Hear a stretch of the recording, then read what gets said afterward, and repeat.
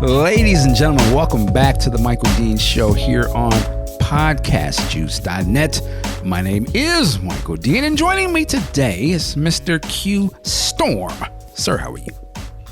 I just want to say that the top law enforcement agent in the country, the United States of America, is currently breaking the law. That is all. All right. What the fuck are you talking about? I don't know either, but maybe we'll get on that later. We'll touch back on that. I also want to ask you about your Whole Foods incident, but we'll come back to that in a second. Also joining us, Hey, he be bringing this shit. What? It's in a public chat. It's a public. Blast. All right. It's a public chat. You put it on blast. It's all good. It's good. And for ladies and gentlemen who don't know what I'm talking about, please, and we've been getting new people. New people have been signing up. Please join our Discord chat. It is for the listeners, for the public. The link is in the show notes. Come on through. You think the conversations on the podcast get spicy and petty? Wait till you see the chat room, man, because they got something for you Monday through Friday. Boy, they get it in. I jump in there. Everybody jump in there, but yeah, man, it's a lively place. But anyway, I digress. Spicy and petty. Yeah, no, I'm trying to use new words. Also joining us, Mr. Big Sexy. Sir, how are you? Dude, I'm well. The Batmobile is back up and running. Life is good. All right. Real quick, you said, and now I'm breaking the sanctitude of another chat. If I said that word right. I don't know. I was going to say, if I said that word right, sanctitude, what's the word I'm looking for? Help me out, man. My man on Living Color, boy. What's the word? The vicissitude of sanctity. Sanctity. I'm sorry. Sanctity. There you go. Public education at its finest. I'm breaking the sanctity of another chat. But didn't you have like a cool little big sexy moment at the comic shop? Yes, I did. One of the places where I get my comic books, I was speaking to the owner, and he said, yeah, somebody came in the other day, saw my prints, what do you call them, the little Funko Pops, and he asked me if I was a big fan. I said, well, not really, but I like some of his stuff, but, a buddy of mine, huge fan, he does a podcast. Is it Big Sexy? Yeah! Oh, dude, tell him he's got a fan, man. Okay. Well, I don't know if you told that story right, but just so we clear, this was at a comic book shop. At a comic book shop. And a customer came in and saw the Funko Prince dolls, I guess. The Funko Prince dolls, yes. That the shop had, and that's how the conversation was started. That's how it all started, yes. Oh, that's crazy. That's cool, man. Right on. All right, I like that. Also joining us is Mr. Ant Pooh's Daddy of the Year. How are you? You damn right. One in college, two more on their way. Salute. Now what? Salute. Hey, I'm doing good. I guess I got to shout out Crenshaw and the South LA area. It's official. They've changed Rodeo Boulevard to Obama Boulevard. So now we actually can meet up at MLK and Obama intersection. Wait a minute. You said Rodeo Drive's name has changed? Rodeo Boulevard. Oh, okay. Yeah. It's not Rodeo. They let me get that. I was about to say. So I can be telling niggas, hey, meet me on Obama and MLK real quick. Wow. All right. Well, salute to Obama. Okay. All right, man. Let's get into things. Let's go back to. Actually, I'm sorry. I had a quick thought. I was thinking about the Avengers again. Quick thought. Hilarious. I had a quick idea came into my mind. I was thinking, what would be the next Marvel movie that I would really want to see? And I thought, you know what I would love? I know they won't do it, but, and spoilers, there's no more spoilers. If you haven't seen Endgame, you just ain't one of the people that go to see movies because the movie's been out. But you know how Cap gave Falcon the shield and said, yo, you got the juice, you next. I would love to see another Captain America movie with Falcon, but directed by Ryan Coogler. That would be a cold movie, man. Because, if you had Ryan do it, it would definitely be dealing with the black person being Cap and like how does sort of reconcile some of America's funny styleness out here, and not just the superhero stuff, but like, oh, so you Captain America now? Okay, you know, you gonna come out here and fight for the streets too, and for our people? It would just be a very interesting move. If they want to do something different, man, I'll be day one anyway. But Ryan Coogler, Captain America, Falcon, I'll be all into that, man. Just something that came to my head. That would be cool. What do you guys think about that? I think it's too easy. I'd rather see another person get a shot at it. I mean, do you have the same energy for the Russos? So what? Do you have the same energy for the Russos? I don't understand the question. Okay, I'll break it down. You said it would be too easy and you would wish somebody else get another job. Wouldn't you have said the same thing after the Russos did Winter Soldier and Civil War and Infinity Games and Endgame? That why are they? It's easy. Wouldn't somebody else be able to get the job? Tell me how it's different. Well, I'm talking about another black person getting the job. That's why it's different. Okay. It is different. It's very different. Makes sense, I guess. Of course. Well, I mean, I assume you were supporting your brother Ryan Coogler getting the job. I'm supporting a brother getting the job too, but let somebody else get a taste. That's all I'm saying. So it's not the same energy. I get it. Ampu, what do you think? I think that'd be a pretty dope thing to do. I'm all for that. I feel like he would, because we saw with Black Panther, he's able to keep it within the MCU confines, but at the same time make it relatable to the black audience. So I'm kind of feeling that. Now, I'm quite sure a lot of non-liberal whites would be. You can throw the liberal ones in there too. You're right. Well, they'd have a problem with it, but sometimes not every film is for you. Hey, I just say I let them have the same problem that they may have with Brie Larson and her stuff. Oh well, but anyway, okay. Last one. Almost the box office is on point, right? Exactly. Big Sexy, what do you think? What the hell? No, I see this picture posted in the chat in the barbershop.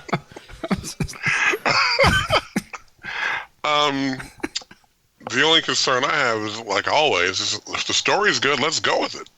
Because when they gave him the shield in the books, that follow-up story was just not good. So if they can do better than that, I'm all for it. All right. And I hope they would change the outfit, because I really didn't like what they did in the comics with that uniform he had. No. Okay. Go ahead, Q. I mean, why wouldn't you want to see another black man get a shot at directing this film? Because Ryan Coogler's going to be doing Black Panther 2, right? Right. So why not let another brother get a shot? The same way they didn't give another brother a shot with Civil War and Infinity War and Endgame. They gave it back to the Russos. Right, but I'm all about more black people working. I mean, the Russos are good. Let them do what they do. I would love to see. I still say F. Gary Gray is one of my. Well, he's not so much underrated now ever since Straight Outta Compton, but I still say he deserves much more aplomb that he got, and that's just based on The Negotiator. To me, that was like. Oh, he did Fast and the Furious, didn't he? He did a big giant movie. Yeah. That was $1 billion. So I'd like to see him. So wouldn't you want another brother to get somewhere? I mean, you're talking about established other guys again. I guess I don't understand your argument. Well, someone I know is going to be someone who has some chops. Okay. I don't have to understand it. I hear you. Okay. Yeah, let's move on. All right. Anyway, let's see here. Oh, I wanted to go back to the thing in the chat. And I was curious what happened with that. Now, Q, you had posted up a thing about Whole Foods.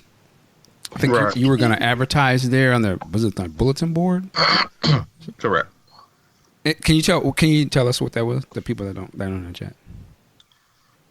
Well, I have a firearms instruction company trying to get it. It's not where I want it to be right now. I mean, it's slow, but it's not where I want it to be. So I just decided to start doing the grassroots thing again.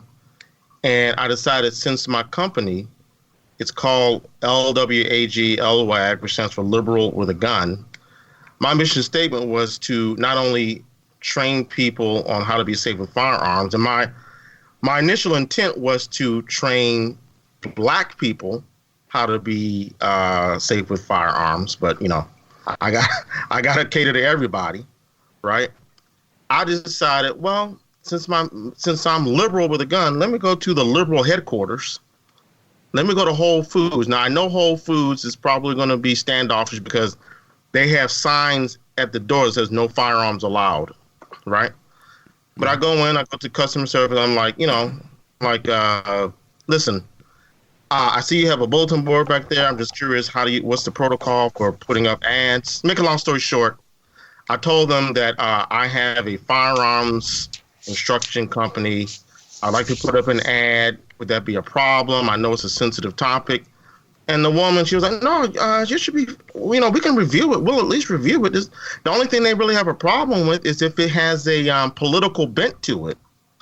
I'm like, well, the company is called Liberal with a Gun. And I think we're done talking. And she said, well, it depends. It still depends, And I was like, oh, well, okay, I've got the flyers in the car. Let me go grab them. I'll bring it in. You can take a look. Sure. I bring it in. I show it to her. And on the top, it says my logo, Liberal with a Gun. And then it says LWAG on the side of that. And then it has a tagline, because the left also have a right. Did you come up with that? Yeah. That's kind of clever. I thought it was good, right? And then she looks at it, and then I think she realized, oh, he's Black. All of a sudden. Oh, wait a minute. Wait a minute. Oh, all of a sudden now. Because all of a sudden her demeanor and her tone changed. She was like, this is exactly how she said it. They'll never put that up. Why? And then she just gestured at it. Now I think you're leaving something out of this, and maybe you'll post a picture in the chat again. There were a couple of pictures on here, right? Oh yeah, there was a picture of me. Yeah. There's a picture of a Target with some mighty fine shooting, I might add. Oh, okay, let's go back. You just said there's a picture of me. It's not you standing there smiling or no, it's a picture of me holding a gun. Okay, there you go. So it's a Black man holding a gun, pointing it. And there's not pointing it. I'm not pointing it at the lens. Right, but you're obviously shooting something. There's a picture of a bunch of white women being trained holding guns, shooting guns. What's the centerpiece picture? Which picture is the centerpiece? Mine. Oh. What do you mean?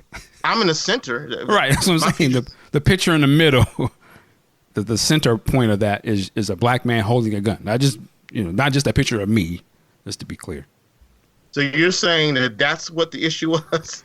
Well, I don't know if that's the issue, but I would imagine that plays a lot to it. When you walk in there and she's like, oh yeah, we're reviewing, and then you said her whole demeanor changed when you come with the flyer, I would imagine the sight of a Black person with a gun, and she's basically, what'd you say she said?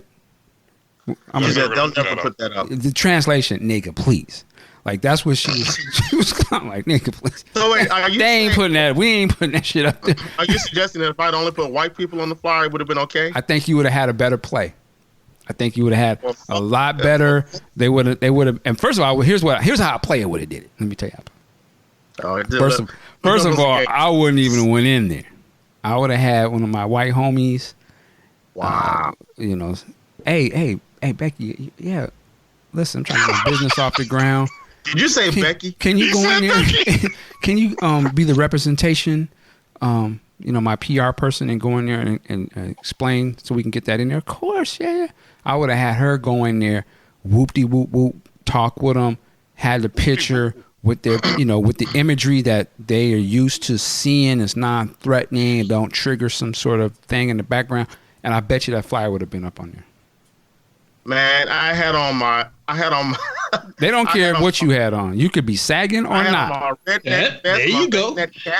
My redneck cap. Here's the nigga wake up call. Go ahead. I gotta ask, what's a redneck vest and cap?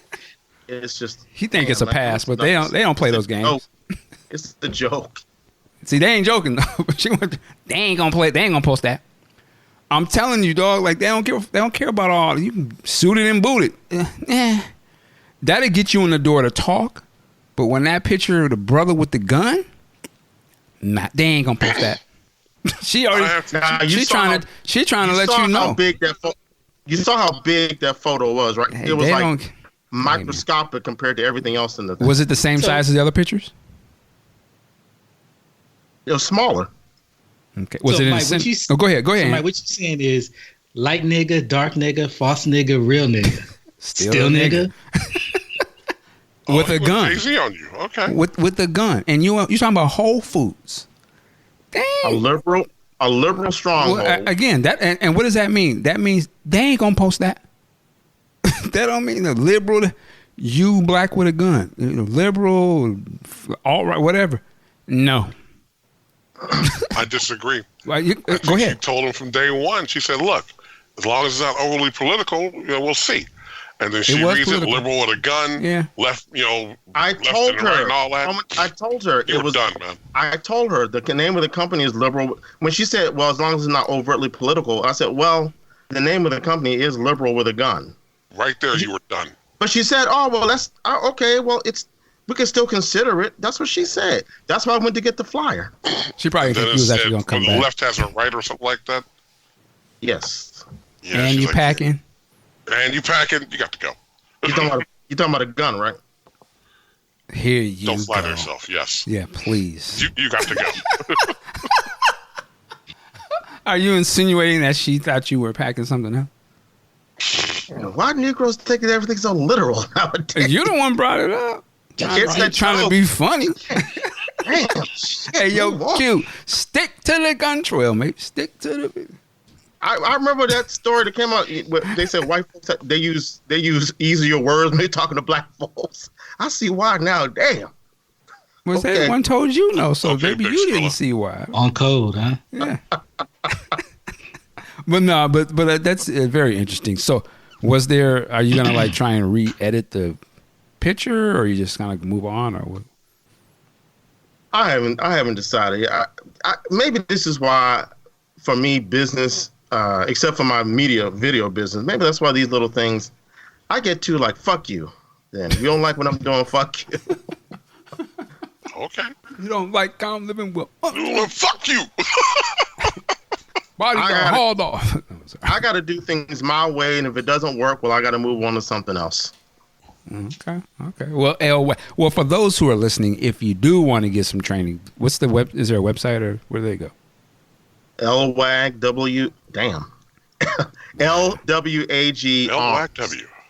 LWAGarms.com. LWAGarms.com. There's some training. And what's interesting is I did get a guy call me. He's a 27-year, I think he's a brother, 27-year veteran of the police force, Philly police force, and he wants to get some basic training in rifle. Now that's both scary and encouraging. I think he's a brother. That was funny, but all right.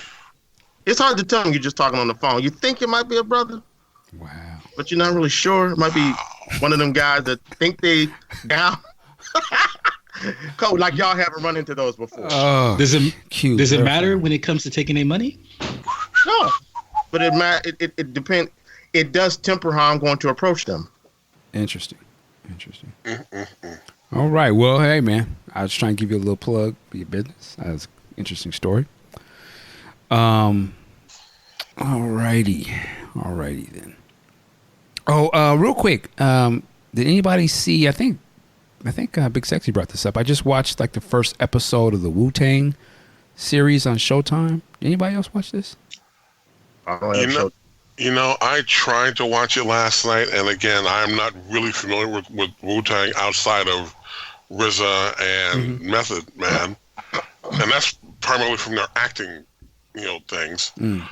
But one of the gentlemen, I forget the guy's name. It seemed like every fifth word from this guy was, you know what I'm saying? You know what I'm saying? You know what I'm saying?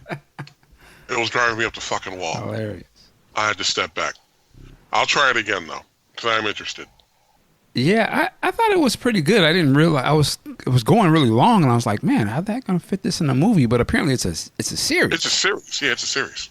So is it a documentary series or Yes. no? No, it's a documentary. I guess it's a documentary. I mean, It there's follows no their actors career playing and stuff. There's no Yeah. actors playing the Wu-Tang Clan. No. Okay. All right. It almost feels like a reality type of show, but it's not drama or anything like that. But I thought it was really good. The first episode just talks about their origins. Origin like it's a superhero thing, but they sort of play it. They sort of play it like they're superheroes, and obviously these kung fu references and comic books and stuff. But you kind of learn a little bit about each member early on. And I will admit, I was not really up on Wu-Tang. I know who they are and all of that, but I was just never into their music and stuff. But I know all of the members and stuff. I find it very interesting. But I thought it was pretty good first episode. It goes all the way to they're just about to get signed to the record deal. But the thing that stood out to me that was cool, I thought, was there was a part where Method Man and, God, I can't think of who was with him. God, I think it was. They go to the Statue of Liberty. And apparently they both used to work there. And that was Method Man's first job, worked at the Statue of Liberty, cleaning up after people and this.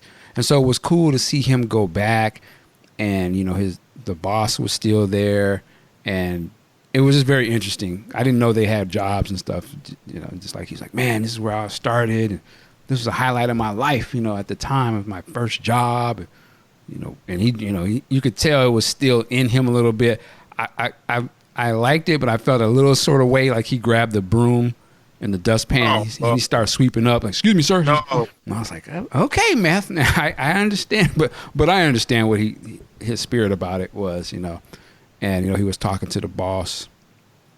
And yes, sir. I see you again, sir. Wow. Man, you're doing okay for yourself, huh? Yeah, I'm doing okay. I'm doing a little better, But it was cool, though. I just thought it was interesting because to me, I always saw him as he's a movie star. He's done a lot of movies and TV and, of course, music. And the fact that he still has a little bit of, he understood, like, working a job and humbling himself to come back to that. I thought that was really cool to see that.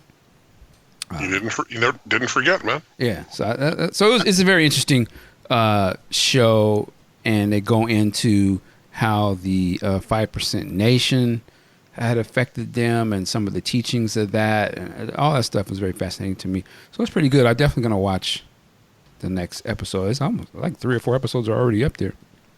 No, they're all up there, yeah. I know I'm going to get clowned, but this is the group that Old Dirty Bastard was a member of? Yes. Yep.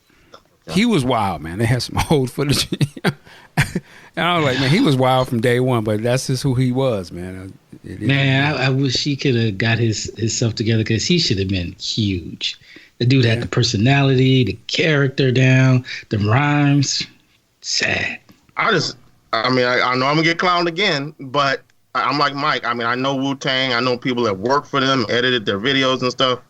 I wasn't really up on them. I know him from the Chappelle Show. But when I think of Old Dirty Bastard, I think of the rhymes he spit on Mariah Carey's song. I can't remember the song, but I was like, damn, this okay. Maybe I need to go buy some Wu-Tang albums. I can't remember the name. What's the name of that song he did with Mariah? I know what you're talking about. I don't know the name of the song. Me and Mariah go together like babies and pacifiers. I can't remember the name of the song. Only one I know of him is, hey, baby, I got your money. Don't you worry. That ghetto superstar. Oh, yeah. No, Brooklyn Zoo. Come on now. Brooklyn Zoo. I'm it not starts up on and ends there. Yeah, I don't know. All I know is Cream. That's the one I do know, but I understand. I know the power of Wu-Tang. Like, I know them cats.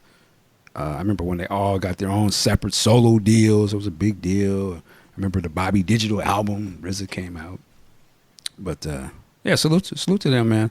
Seeing where they come from, boy, such humble beginnings. It's remarkable that they came out of that and doing what they do, and they showed them now, and it's interesting. Like a lot of our groups, their concert was they were doing some shows, but it was all white people. I was like, man, but that's what happens with a lot of our old school groups. We don't really be out there holding them down like we should be, but they're still doing their thing. So, I got a lot of respect for Wu-Tang, especially Method Man, but it's gonna always be fuck Cheese for setting up Prop Joe. There it is. Hilarious. Thank you. There it is. Hilarious. Man, I still look at Method Man sideways like you sorry, this nigga. That's funny. All right. Also, let me say, if you have Amazon Prime, there is a great documentary on there called The Rise of Superheroes, I believe it's called. It's a documentary about comic book movies. And it was really good. I mean, it goes all the way from like the early serial programs from, I don't know, was it the 40s, all the way up to like Infinity War. And, sort of touches on every movie, TV show through that whole period and shows like how it evolved. And, it was really good, man. I think you guys would enjoy it. It's got a lot of comic book authors and people on there for commentary, but it was really cool, man. It made me, it's just so funny when you go back and look at these movies and how far they have come, all the way from the Adam West, Batman, Superman the movie, and like The Crow and Blade and Daredevil, Elektra. I mean, it was like they were showing like, man, Marvel was really like dropping the ball heavy, Oh, yeah. we forget about this now, but they had back-to-back shot, some bullshit. But the Punisher. Yeah, Punisher. Wait, I like the Punisher. I like that Dolph Lundgren Punisher. Oh! At the time, I kind of enjoyed it, but it was kind of trash. Come on. When I think of trash Marvel, I think of that Captain America TV. Now, I loved it as a kid, but I remember watching it as a grown-up. That Captain America, Terrible. Where he had on a helmet instead of a mask. Well, that was a TV. Shield. That was a movie. That they showed that. They was like they had the original Captain America movie and the original Fantastic Four movies. Like them movies were so bad for Marvel, they ain't even put them bitches out. No, there was one on TV though. There was one on TV. Okay. You know what? You're right. Yeah. It was Horrible. He was horrible. Yeah, they had some. They had some. It was a superhero, so I was sitting down there watching it. Yeah, but that was cool. Like I said, you would probably enjoy this documentary because it really shows you the progression and sort of the impact that these movies had. I forgot a lot about the Batman movies, the early ones, and they really showed how that first Batman movie and the impact of it, and it was such a big deal, and with the hype, and Hollywood realized, we could really do some shit here. And then just how the movies progressively kind of got worse, and they would try to retool. But it was really good, man. It boggles my mind. There's been so many superhero movies. Shit is nothing new. It's just now that the success can be so great. As on the other side of it, it can also be so bad. But we're at a good space with it right now. The low point has to be David Hasselhoff as Nick Fury. Hilarious. I don't think I ever saw that. It's not any good. I take it. David Hasselhoff. That's all you guys say. As Nick Fury. Well, wait a minute. I think I could do. I haven't seen that, but I can't imagine it's worse than. Wait for it. The Trial of the Incredible Hulk. David Hasselhoff. Wait. Where they had Thor, this skinny ass dude in a fur coat playing Thor. None of y'all remember that? I remember. I vaguely remember, but the Hulk was way better than that David Hasselhoff shit. I gotta see this then. Wow. Okay. It's that bad. It was like a TV thing too, wasn't it? Yeah. Man, they was fishing on that one. It was awful. Yeah. Was this pre or post Knight Rider fame? This was post Knight Rider. Knight Rider. Yeah, it was way after that. Which was also awful. This was Knight like Rider. kind of coming off of the heels of Baywatch, wasn't it? Yeah. Shit, at the time, Knight Rider was my shit. Oh, hell yeah, it was. I hated Knight Rider. Oh, man. Wait a minute. This is a guy who collects pop culture cars, and you're trying to tell me Knight Rider was shit? What's wrong with you? Well, let me be clear. Yes. I have to co-sign Mark. 'Cause when I go back, there's only 7 episodes I'd watched from the series. Now the rest are like, yeah. Well, I'm not talking about the remake, the Knight Rider 2000. That was bullshit. I'm talking about the original Michael Knight. Well, I would say this. As a kid, I loved it. I don't know how it would play to me now. It might be trash, but as a child, I was, man, please, nothing. Yeah, definitely. But, you know, the Goliath episodes, the car episodes, when he got the, what is it, Super Pursuit mode. See, I don't remember any of that. Yeah. I just remember on the pilot episode, there was a scene where he's driving through the canyons of L.A. or something. I don't know where. It was in California somewhere. And he falls asleep. I just thought that was so fucking dope as a kid. I want one of those cars where I can sleep while the car's driving for me. Well, they're coming. You couldn't tell me nothing. You couldn't tell me nothing. They're on their way. Yeah. You have your little. I just wanted the car that had the little light thing in the hood, you know, whatever. Like one of my old bosses actually had that put on his black Trans Am in 1983, and he was so happy. And he let me drive it, you know, on an errand. I'm driving it. I'm like, dude. Did you ask for Kit? Where are you? Kit. I just left it off. See, I'm like, no. Well, they can actually do that now because, you know, they have the Alexa and Hey Google. Kit, hey Kit. Wow, that's so funny. As I just said that, my phone's asking me, "What do you want?" Jesus. What, nigga? That's interesting. I wonder if you were to say, "Hey," maybe I shouldn't say that because people who have this at their house. If you actually ask that over the airwaves, will it activate devices? Yes, it will. That's interesting. Definitely. Wow, that's crazy. It's happened at our house. But I was going to say, I don't know, maybe 3 years ago, I went to Wizard World here in Philly. And there's a guy, I think he lives in Utah or Montana or one of them states. He has a Knight Rider car, and it looks exactly like what you saw on TV. It talks. Wow. I was like, wow. He said he spent hundreds of thousands of dollars on it, and he tours the country at all these comic book conventions. I can't remember his name to save my life. I got the video somewhere, but he went all in. Wow. Anyway,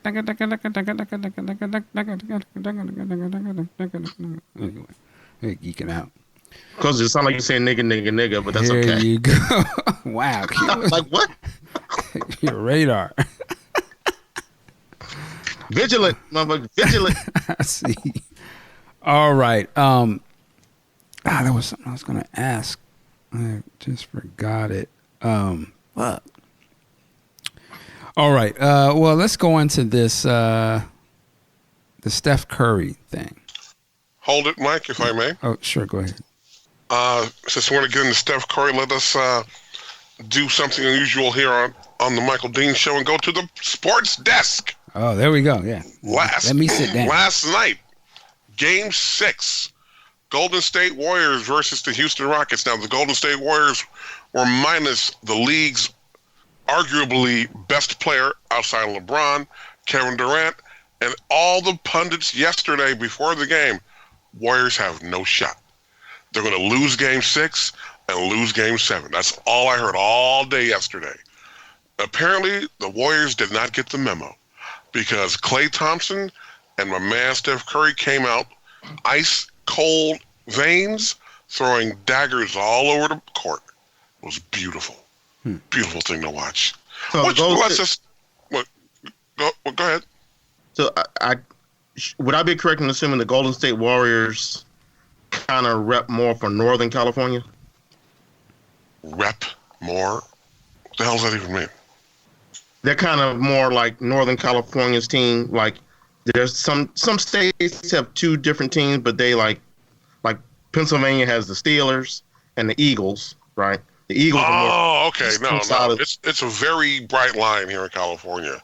You know, the Northern California teams are here, and I'm sure I will say the same thing about Southern California teams are there. There's not a lot of cross-pollination. Well, I'm saying in Pennsylvania, Eagles fans will fight to the death against some Steelers fans because Eagles are like East Penn, and the Steelers are like West Pennsylvania. So I'm wondering, it's not like that with the Warriors. It's like that with like the Giants and the Dodgers, for damn sure. But it's not like that with the Warriors and the Lakers. I don't believe. No. I'm just curious because you caping hard for the Warriors. I'm caping hard because no one gave them a shot. No one. They're like, oh, Durant's out. Fuck it. They're going to Game 7 and they're going to lose. And no one told the Warriors this. Now this harkens back to two things. 1972, yes, way back. The Oakland A's went to the World Series for the first time. Reggie Jackson, their big guy, went down in the playoffs. They went to the World Series against the Cincinnati Reds, full-strength Big Red Machine. A's got no shot. Oh, they won. 1986, Bo Jackson, drafted, says, I'm not playing football, or not playing football at all. He's playing with the Kansas City Royals. Raiders come along, 1987. We're going to take Bo. Bo can't do both. Well, yeah, he can. I've learned from those two things, you never question it, man. You got to go out there and do what you got to do. No one's going to roll over. People expected the Warriors to just roll over last night, and they didn't get that email. Which brings us to the, our star of the show last night, Steph Curry, and his wife, Ayesha. Ayesha? Yeah. Ayesha. I see a lot of Here you go. I see a lot of conversation online about her comments on the Red Table Talk. This is the show with Jada Pinkett Smith. And I surmise, if I'm using the word right, surmise? Yes, you are. Thank you. That she said something along these lines about she was feeling a certain kind of way, maybe some insecurities, because she wasn't getting the attention from other males. And I think she was saying that in context because her husband is there are women that are just throwing themselves at him at times. And she was kind of saying, like, me being a 30-year-old mother of 3, I'm not getting that type of attention from other men. And that kind of, and I'm hoping I'm saying like that it kind of bothers her, that made her feel like maybe there's something wrong with her. She's on Lena Dunham. Now I see why this guy. I get it now. Why is that a Lena Dunham? Because Lena Dunham got upset because Odell Beckham Jr. was not throwing himself on her.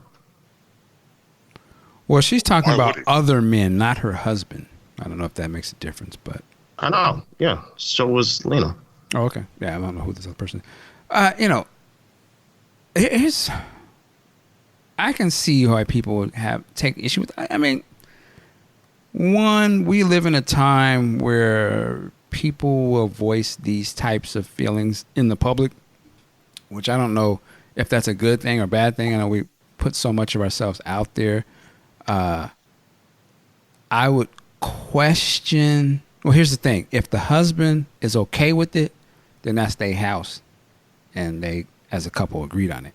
I don't know if they had a conversation before she started talking about that on the Jada show, but it just seems a little interesting that your wife would get on a public platform like that on Facebook, and share these types of comments.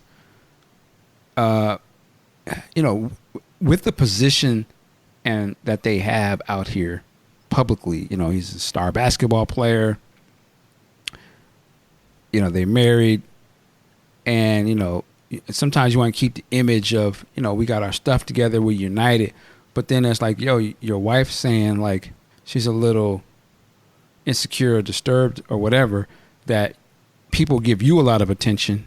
Obviously he's the star, he's a basketball player, he's in the public light. I guess she's in the public light as well. She's a cookbook author, right? Apparently some sort of TV host. I am not aware of these things. Mm-hmm. But obviously he's a big deal. I don't even follow sports and I hear about this guy. And of course, when you're shining, you're going to attract attention. That's par for the course. You're his wife, family, and you're saying, man, I wish I could get some of that attention from other men. I can see how that could be problematic. It could be like, huh? I have a problem with it as her husband. That's what I'm saying. Like, I don't know if they had that conversation beforehand. This is interesting, but I mean, again, certain households are a different way, but it just seems it's a little interesting. Like, you wouldn't, like, let's see, I don't know if you would hear, who would be another person? I wouldn't say a Beyonce because she's a superstar, but the wife of, shit, I don't know. Even I got it. Go ahead. There was a baseball pitcher for the Cubs, I believe, a few years ago. His name was Chris Bryant. His wife did the same shit, and she went to the extreme with it. She would get in the press all the time. Look at me, look at me, look at me, look at me. And if you don't look at me, I'm going to do something. A lot of people, and this is not a gender thing, a lot of people in relationships with high-profile people seem to think that that attention is theirs and not the spouse's. And that can be a problem in a lot of cases. Yeah.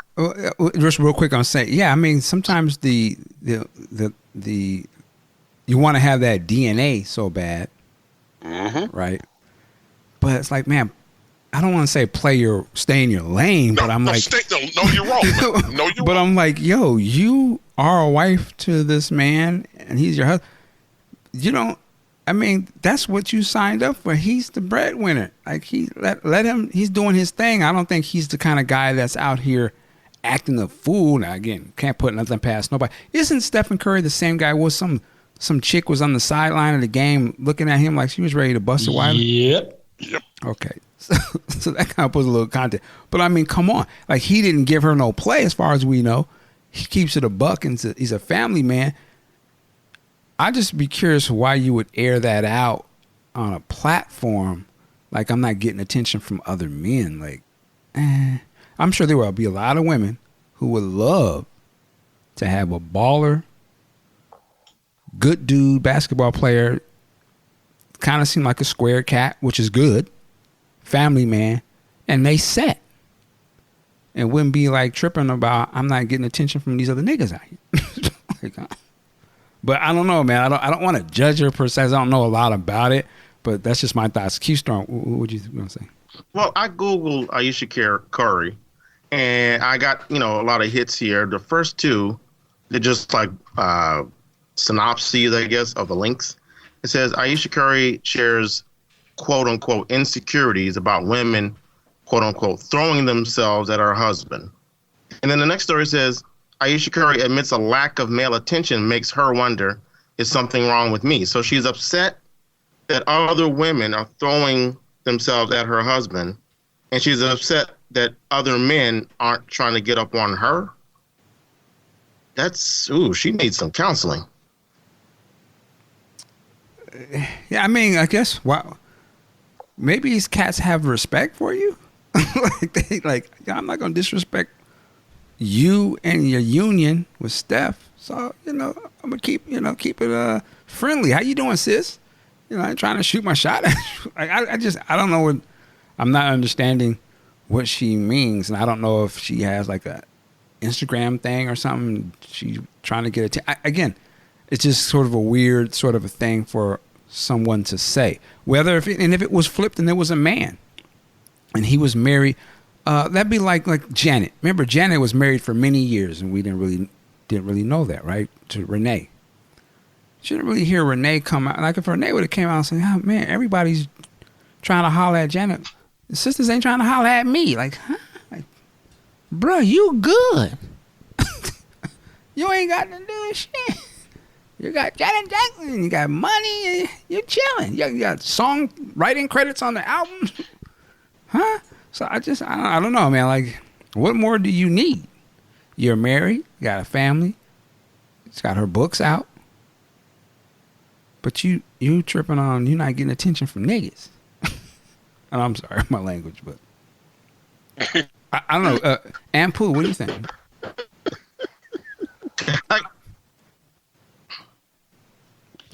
I have a completely different perspective on this, and I know where he's coming from. First of all, this was a conversation that was being led by Jada Pinkett, and regardless of how we may feel about it, these are her real feelings. We don't understand them, but at a certain point, We don't need to understand her feelings. It does take someone of grace. It does take someone to be in a whole different level to be married to an NBA ball player and the entire lifestyle that comes with it. Like she said, and I listened to the part where I watched the part where she was talking with this guy brought up, because at the same time that the question was put back on Jada, because Jada's married to Will Smith. So she's been, 20 plus years deep? Go ahead. Actually, let's take a quick break. Michael. We're having some technical issues here, and I know what it is. So 1 second. I'm going to do something here. It's on my end, right? No, it's on me. And I apologize. 1 second. I didn't realize I wasn't plugged in. I was doing Wi-Fi. Hopefully that kicked in. Can you guys still hear me? Yeah. All right. I think we're good now. Go ahead. I'm sorry. Because this was a larger discussion. There's Ayesha Curry, Steph Curry's mother's there, Steph Curry's sister's there, Jada and their daughter Willow. So this is a larger discussion where they're talking about, what it's like to be these wives to these huge stars. And it came down to talking about, she's seen, we've heard about the baller lifestyle. We know about the groupies that come around her. And I don't care, people are saying like, oh, you know your role, play your position. That's all fine and well to say that from some us niggas. But until you in that position, you have no idea what it's like to play that position. For sure. You can say all in the world, oh, I'm married to this bomb dude. I got all this money. I got this lifestyle, this kid. But until you go on Instagram and see some thought in the crowd, make it, I will fuck you eyes at your husband. You don't know what that is to go through that. It isn't. So, I don't begrudge her for, being on this show and expressing like, yeah, that does bother me. And to a certain extent, and she went on to say that, now she's on child number 3 and, her body's changed and it's been harder for her to snap back. Mm. And so there's some insecurities about that. She's dealt with postpartum depression. And, I totally get it, because I'm going to go, and y'all can clown me if y'all want. I don't give a fuck. Okay. I'll put it out there. Cool. I'm sorry. I've been in relationships. I've been in a relationship with some fine-ass women. But when I went to fucking Kmart or Target, and there was a cutie working the cashier, I got off on this chick was being flirtatious with me, was letting me know that if I asked for the number, I could get it. We are all human. We all got egos. Yes, it's great to be with that one that you feel that you were in tune with, that's your wife, your soulmate and whatnot. But y'all niggas is lying. If y'all saying y'all don't get off on some random bomb dime piece like, yo, Mike, hey, yeah, you that dude from the Prince podcast, right?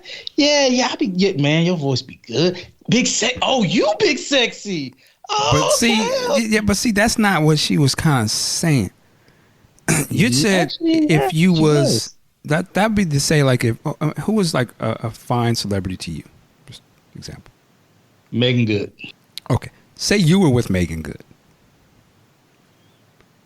Mad Cats was now the thing that she's saying is she's with the Megan Good. You would be with Megan Good, and hella niggas is trying to run up on her all the time, and chicks wasn't trying to run up on you.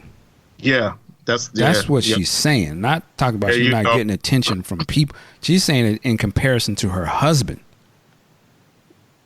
Now, you're saying that you're kind of saying that you would be with Megan Good, and you just would feel good if other women came up to you. Well, you said dime piece women, which is a whole other thing. That's not what she was talking about, though. She's talking about, you know what I'm saying? So I don't know, man. Like, again, I'm not taking away with how she feels about it. I guess I would almost ask the question, is it more so an issue for Steph Curry? Is he's not really taking care of business at home where his wife is feeling that way? Would that be a question you could ask too? See, but the thing is come on, you've been married. Right. Q was married. I know Mark is in a relationship. y'all know good and well that you can do everything you can for your woman. That your woman can do everything that they can for you, but there still can be some insecurities in her. There still can be some insecurities in you. Right. So, I mean, so to say, because you made the comment about is Steph not taking care of home. I mean, that might, none of this might have anything to do with what Steph is doing or not doing. It has nothing to do with the groupies in Steph's life or not. You know, you have to look at the full context. So if your wife is out there talking borderline crazy out there in the public, then you mean the man ain't got nothing to do with that? You're saying that, but I disagree with you saying it's borderline crazy. I don't feel what she said was crazy at all. Well, I'm just saying, obviously the look of it triggers people to question her because why there's so much backlash. So when your wife is out there saying things that obviously having a reaction, they talk about your relationship, you're saying that the man ain't got nothing to do with that?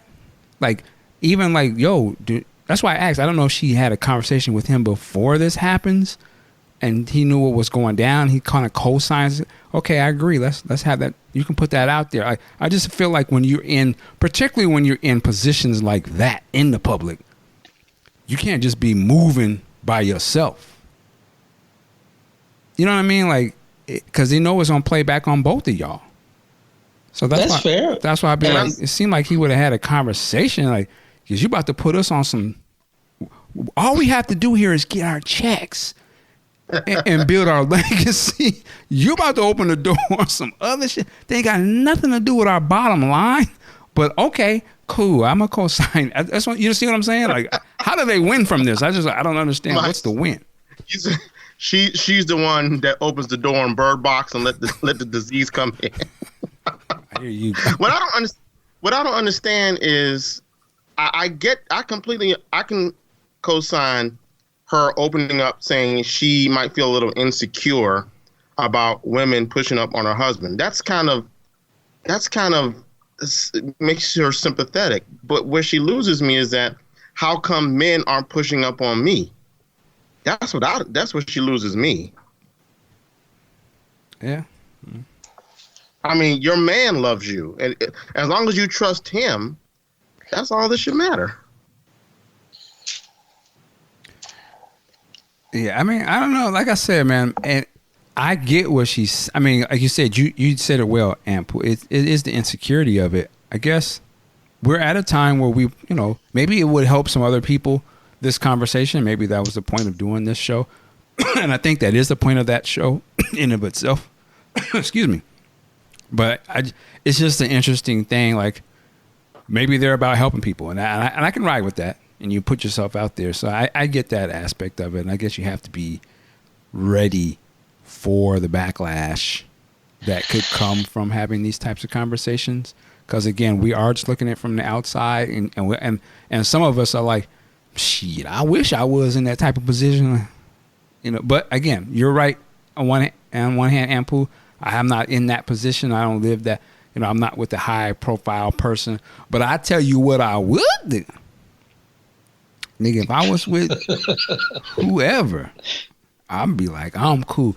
Let them all holler at you, as long as you're coming home to me, and our riches are growing. And keep running game. I'm cool. I can be in the background. I don't need to be at none of it. I'll be at the crib putting in work.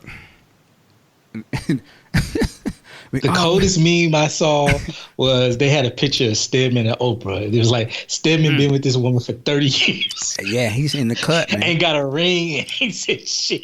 He ain't out here. I wish she would claim me.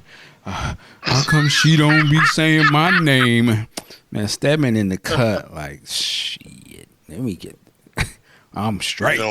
Mentioning Stedman and Oprah makes it very clear. This is all dependent on the people involved.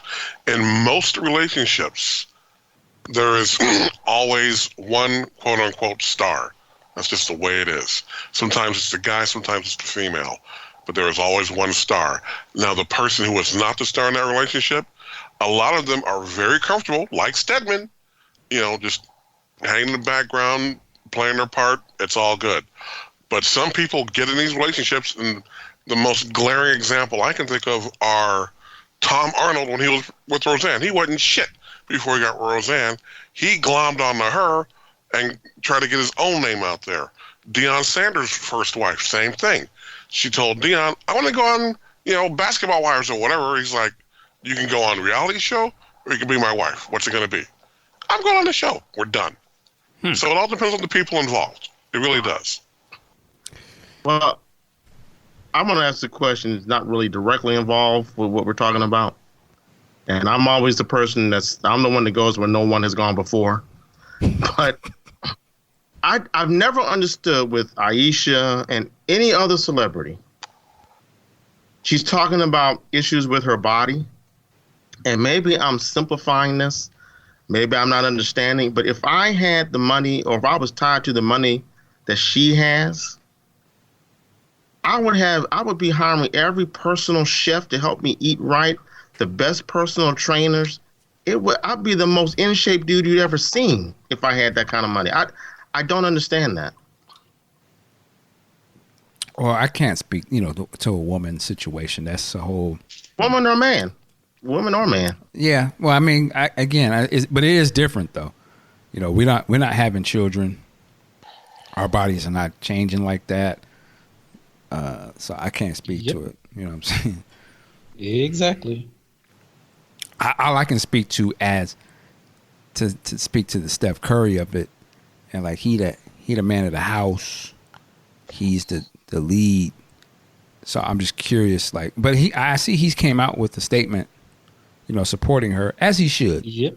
But again, I can only surmise that he co-signs this conversation, and this is they agreed that this should be public. So at the end of the day, all I can do is salute. But hey, that's what they decided to do, because he the man. So if the husband, he said, yeah, that's cool, then that's what it is. So I seen some people saying, oh, he's a beta male. He should check his female who out here talking crazy. Nah. I'm not saying all that. Yeah, I'd like to be that type of beta male.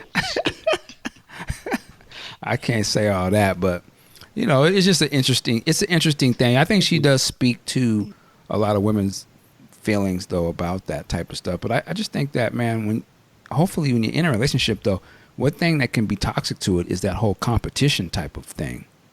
Mm-hmm. Now that's what I agree with you on. Can't have the competition thing. It can just divide and destroy stuff, man. You really got to work on that type of thing, because you got to know who you're with and what their strengths are, what your strengths are, and you try to compare yourself, man or woman, to what the other person's doing, and that's where things can go awry, man. Just like,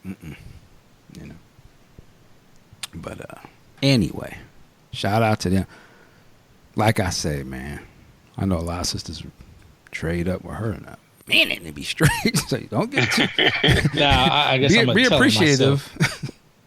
I'm telling myself a tad bit. I'm in this one Facebook group that's majority females, and it's just kind of funny how they got triggered by this. One was like, you know what? I'm listening to Ayesha Curry, and it got me thinking, why ain't nobody sliding in my DMs? And I was like, chick, are you serious? So I posted a picture. I said, yo, you need to be careful what you wish for, because you're going to open your DMs and it's going to look like this. And it was this dude who had a box of exploding dildos. So I'm thinking like, she going to be like, oh, okay, yeah, you got a point. She was like, nah, I wish I get some dick pics. I was like, oh, okay. So yeah, they out there. That's the baby crying. You can talk about dick pics. That's a bit. All right. Big Sexy. Yo. I see that your comrade, Chris Darden. Flag on the play. I can't roll with the boy, man. No. I see he has stepped down as the lawyer for Eric Holder in the, murder trial of Nipsey Hussle. Trial, yes. Amidst, he's saying there was being a lot of threats against him and his family, death threats. What's your take on that, man? Well, my take on it is pretty simple. When Christopher Darden stepped down, he did leave he left with a parting thought. I'll give him that. Because people have been threatening him and apparently made some statements about his children, and that's just over the line. That's just unacceptable under any circumstance. Now, again, I've said it 1,000 times. Everyone charged with a crime has the right to a zealous representation. But at the same time, it doesn't have to be me. Now, for Chris to have taken that case initially, to me, and I don't know the man, but to me, it just reeked of opportunism, him trying to be one of the high-profile dudes. And it's like, Chris, you remember how you got famous, man? Fucking up the OJ case. So I don't know if you want to do this. And then again, look at the case that he's trying to jump in on. Somebody who is pretty much, I don't want to say guilty because there's been no trial, but the evidence is real strong that this guy killed a community leader for no reason. And you want to side with that guy? Nah, man. It's not a good look any way you slice it. So go ahead. I don't. Maybe I'm reading more into. I'm reading more into when you say he's siding with that guy. Yeah. Every person is entitled to a vigorous defense. I just said that. He's just doing his job. Why has he got to be siding with him? He's doing his job, but he is not forced to do it. So when you advocate for someone, you're on their side. You're essentially arguing their side. Thus, he's siding with the guy. But if everyone had that attitude, then this person would not have a defense. That's not true at all. That is not true at all. This guy, first of all, again, end of the day, the public defender will give him a defense. Okay? And I worked in that office. A public defender? Yes, a public defender. But you, okay. What? I don't want to say what I want to. No, go ahead. What's your problem with the public defender now? I don't know if I have a problem, but when you have a public defender who's probably overworked, underpaid versus Chris Darden or someone like that, I think the difference is striking, don't you? Not necessarily, no. I mean, because some PDs, again, I worked with some who are stone killers, and they do it because they believe in what they do, and again, just because a person, in fact, I have to tell people constantly, oh man, I want a real lawyer, not a public defender. No, they're the same. They may have a bigger caseload, yeah, but a lot of those cats are stone killers. So thinking that you're getting a substandard case or representation because you get a PD is ludicrous. Okay, that's ludicrous. Tariq, she asked a good question though. He was wondering who was paying Chris Darden. See, Chris did it for the exposure. That's, again, I'm guessing. I'm strictly speculating that he did it for the exposure and for the news coverage. Because I did a bank robbery case a couple of years ago for the same reason. I'm like, let me take this for the profile. And I did a good job on it, and got the profile. So he was essentially clout chasing, what you're saying, but it backfires because it came with all this other baggage, the threats and stuff. Backfired horribly. Interesting. Well, I mean, hey. Yeah, it was going to be a tough one. It's unfortunate. I think I wouldn't want to see, I saw somewhere his daughter, Chris Darden's daughter, was saying online too, like, yeah, they were threatening me and stuff, and that's not cool.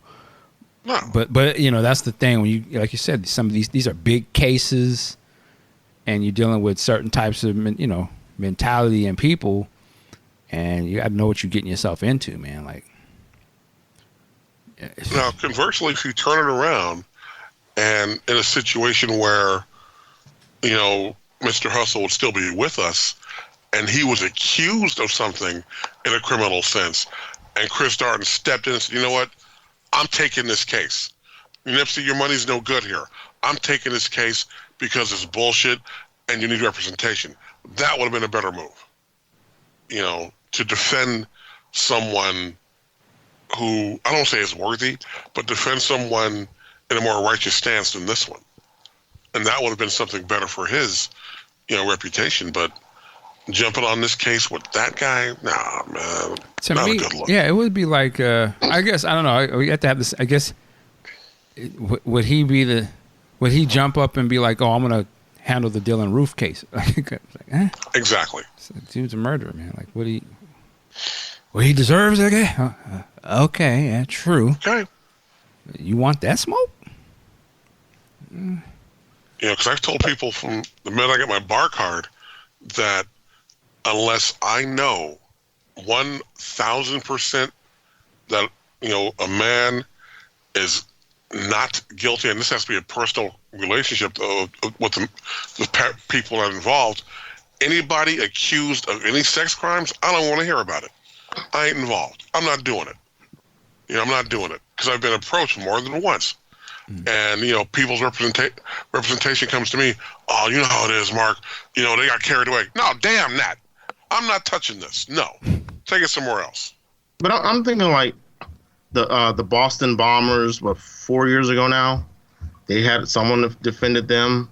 Yeah. I'm sure their reputations weren't dragged through the mud. You had, I'm guessing, you had the guy in Colorado during the Dark Night. He shot up the theater. The guy, Dylan Roof, who shot up the black church. They all had defendants. Well, I mean, it seems like to me, and maybe they did get dragged through the mud, but it seems like Chris Darden is getting unduly dragged through the mud. Is it racism? Why is it that? No, it's not racism. Chris Darden is in L.A., first of all. Yeah. And he was part of the OJ prosecution. Right. So he kind of painted himself in that corner. And so now to come out as a defense lawyer, which is great, but to come out and defend someone who for no reason took out Nipsey Hussle, who was iconic in the community he's trying to be a part of, man, get out of here. That is not a good look. Again, the guy who is accused of this has a right to a defense. But Chris just jumped up too quick. I'll do it. No. It would be the same smoke, and I'm not comparing these guys, but in terms of their impact and their public attraction to them. If somebody had tried to assassinate Obama, and Christopher Durden said, "I'll take the case," you better believe there would be mad people coming at him, looking at him crazy, and he would probably have gotten threats over that. Yep, it's the same type of thing. When you somebody that's beloved by a large amount of people like that, whether you think they deserve it or not, the fact is that they are beloved by those people, then, and you're in that area, you're going to get that smoke. And you're already a known person from one of the largest criminal cases of all time. Yeah, they're going to look at you crazy. Especially, and you're black. They're going to be like, what the hell? And that's what happened. So it'd be the same way if somebody shot at Obama and, such and such, Christopher, I'll take the case. Please. And Q, you be one of the first person to be like, what the fuck? Yep. No, I don't Stop think it. I would. Yes. No. Stop I do believe in, I believe in the spirit of the law that everyone is entitled to a defense. I mean, that's our Constitution. Right. Now, Q's stance would be if Christopher Darden defended Dylan Roof, then he'd be like, what the fuck? That's what triggered Q. I might look at it a little bit more like, huh? See, but I'm like, okay. But I'm not going to judge the guy. I'm not going to say, why would you do that? Or why I understand that he wants to take the case. Right. What I, again, and I agree with you. Our rational mind is going to say, huh, and that'd be the end of it. But we wouldn't be surprised when there's unrational people. There's crazy people out there who will take it to the extreme and do the death threats. You can't be surprised at the death threats. That's what I'm saying. If it was Obama or something, you wouldn't be surprised if people are threatening you. It's one of the most beloved people in our modern times. They're gonna come for you. You have to know that getting involved. But I'm saying, I wonder if, like I said, the people who defended the Aurora killer, did they get death threats? The people who defended the probably Boston did. bombers, but they're not high profile people, so you wouldn't hear about it, right? They're not. Do you know who's okay? Tell me the name of the lawyers that got the case. Oh, I thought you were talking about the defendants. No, I'm talking about the lawyers. That's no, what I'm talking. They may not have been. Well, that's what I'm saying. They're not high profile, so we don't know. I imagine there was some smoke that comes from that. Those are horrible deaths or kids got killed. I'm sure his own family was probably questioning, like, yo, you know what I mean? That they're gonna have those internal battles. But we're talking about high profile people, so of course their shit is gonna be public. And I think that again, Darden took these as a clout chase. So off the top, he's doing it to get some attention. He got the attention he wasn't probably prepared for. Exactly. I mean, because has anybody heard about Christopher Darden since O.J. Simpson trial? Nobody. And the one time he steps out, he goes and defend. If you had just looked at the coverage, the most popular man in Los Angeles ever, if you just looked at the coverage. So yeah, they're getting side eye for that. But okay, so now I'm trying to understand. He's high profile. You say he's high profile, not you. What I'm hearing, he's high profile. But then I'm hearing, who's ever heard of Christopher Darden since the OJ trial? So then that indicates he's not high profile anymore. I'm not. Yeah, I think you got lost, but obviously he is if he steps up into the public arena, which is what he did. You hadn't really heard from him because he stayed low key. But if he ever does something, particularly in regards to being a lawyer in a whole high profile case, then yeah, all trigger bells are going to go off. Chris Darden? Huh? Everybody was like, huh? Chris Darden? You talking about that Christopher Darden? Doing this case? Yeah, that's why everybody was all in the news when he announced that. And I'm sure he knew this. There's a reason why he did this, right? But I'm just thinking he probably wasn't prepared for what was coming for him. He misjudged it. He didn't see how crazy these people was going to get. And he don't want none of that smoke. So he said, let me stop. I quit. You know, I ain't about that life. I was just trying to clout chase. And that's what happens sometimes when you're doing things for the wrong reason. Now, if he obviously believed in the court of the law and all that, he would be like, I'm standing vigilant. And, yep. But obviously that's not what his intentions were. He was there just to get some attention, and he got his attention. That's a bad look. I mean, it is a bad look. That's why he quit. I'm sure he's got money. He could hire some kind of security. Probably, but he wasn't really in it for. That's what I'm saying. He wasn't really in it for the right reasons anyway. So he like, shit. I ain't losing my life for this nigga. fuck the law. I'm cool. I got 4 new clients. I'm cool. Yeah, I'm cool in the gang. Oh, that's all right. And the cynical part of me would be like, that was his plan from the jump. I wasn't gonna never go to trial for this shit. That's when to get some clout and I'm out. I wasn't gonna go. I ain't being a lawyer for these niggas. Are you serious? Christopher Darden. He's like, I put them in jail. Yeah, get them out. Me all fucked up. This is chess, nigga. Pelican Bay. Anyway. All right. I want to get to this last one here, but I want to get to this one. This is a hot topic during the week. Kim Kardashian. And there was a story that came out that she helped get, 17 people free? 17. These were convicts, I suppose. I don't know the details of these cases. Were these convicted, like drug felon? I don't know what types of convicts these were, or criminals, or whatever, inmates, what their crimes were. But apparently she had gotten 17 people off. We've now seen that it was a whole network organization. It wasn't just Kim Kardashian. Obviously, she's the figurehead that they used to put this story out there. But there was these other black women attorneys that were a part of this. And, you know, this is a business. I will say this. I think they are trying to position Kim Kardashian a certain type of way for a grander play. I just don't. I say this because in my opinion, the Kardashians are very smart in terms of how they market themselves and how they promote certain things, and they're really about their paper. And I don't know if they're being positioned to be used as something else later, but I see that she's being more, because before it used to be just about she would drop like a nude picture and get everybody's attention, and just it would just be on that, you know, and building her brand. But now it seems like they're really dealing with almost political types of maneuverings. You know, she's being positioned around Trump sometimes. She's being an advocate, or she's being shown as a person that can get people out of prison and different things. I don't think that's just some happenstance thing that the media covers that as strong as they do. I feel like she's being put in a position.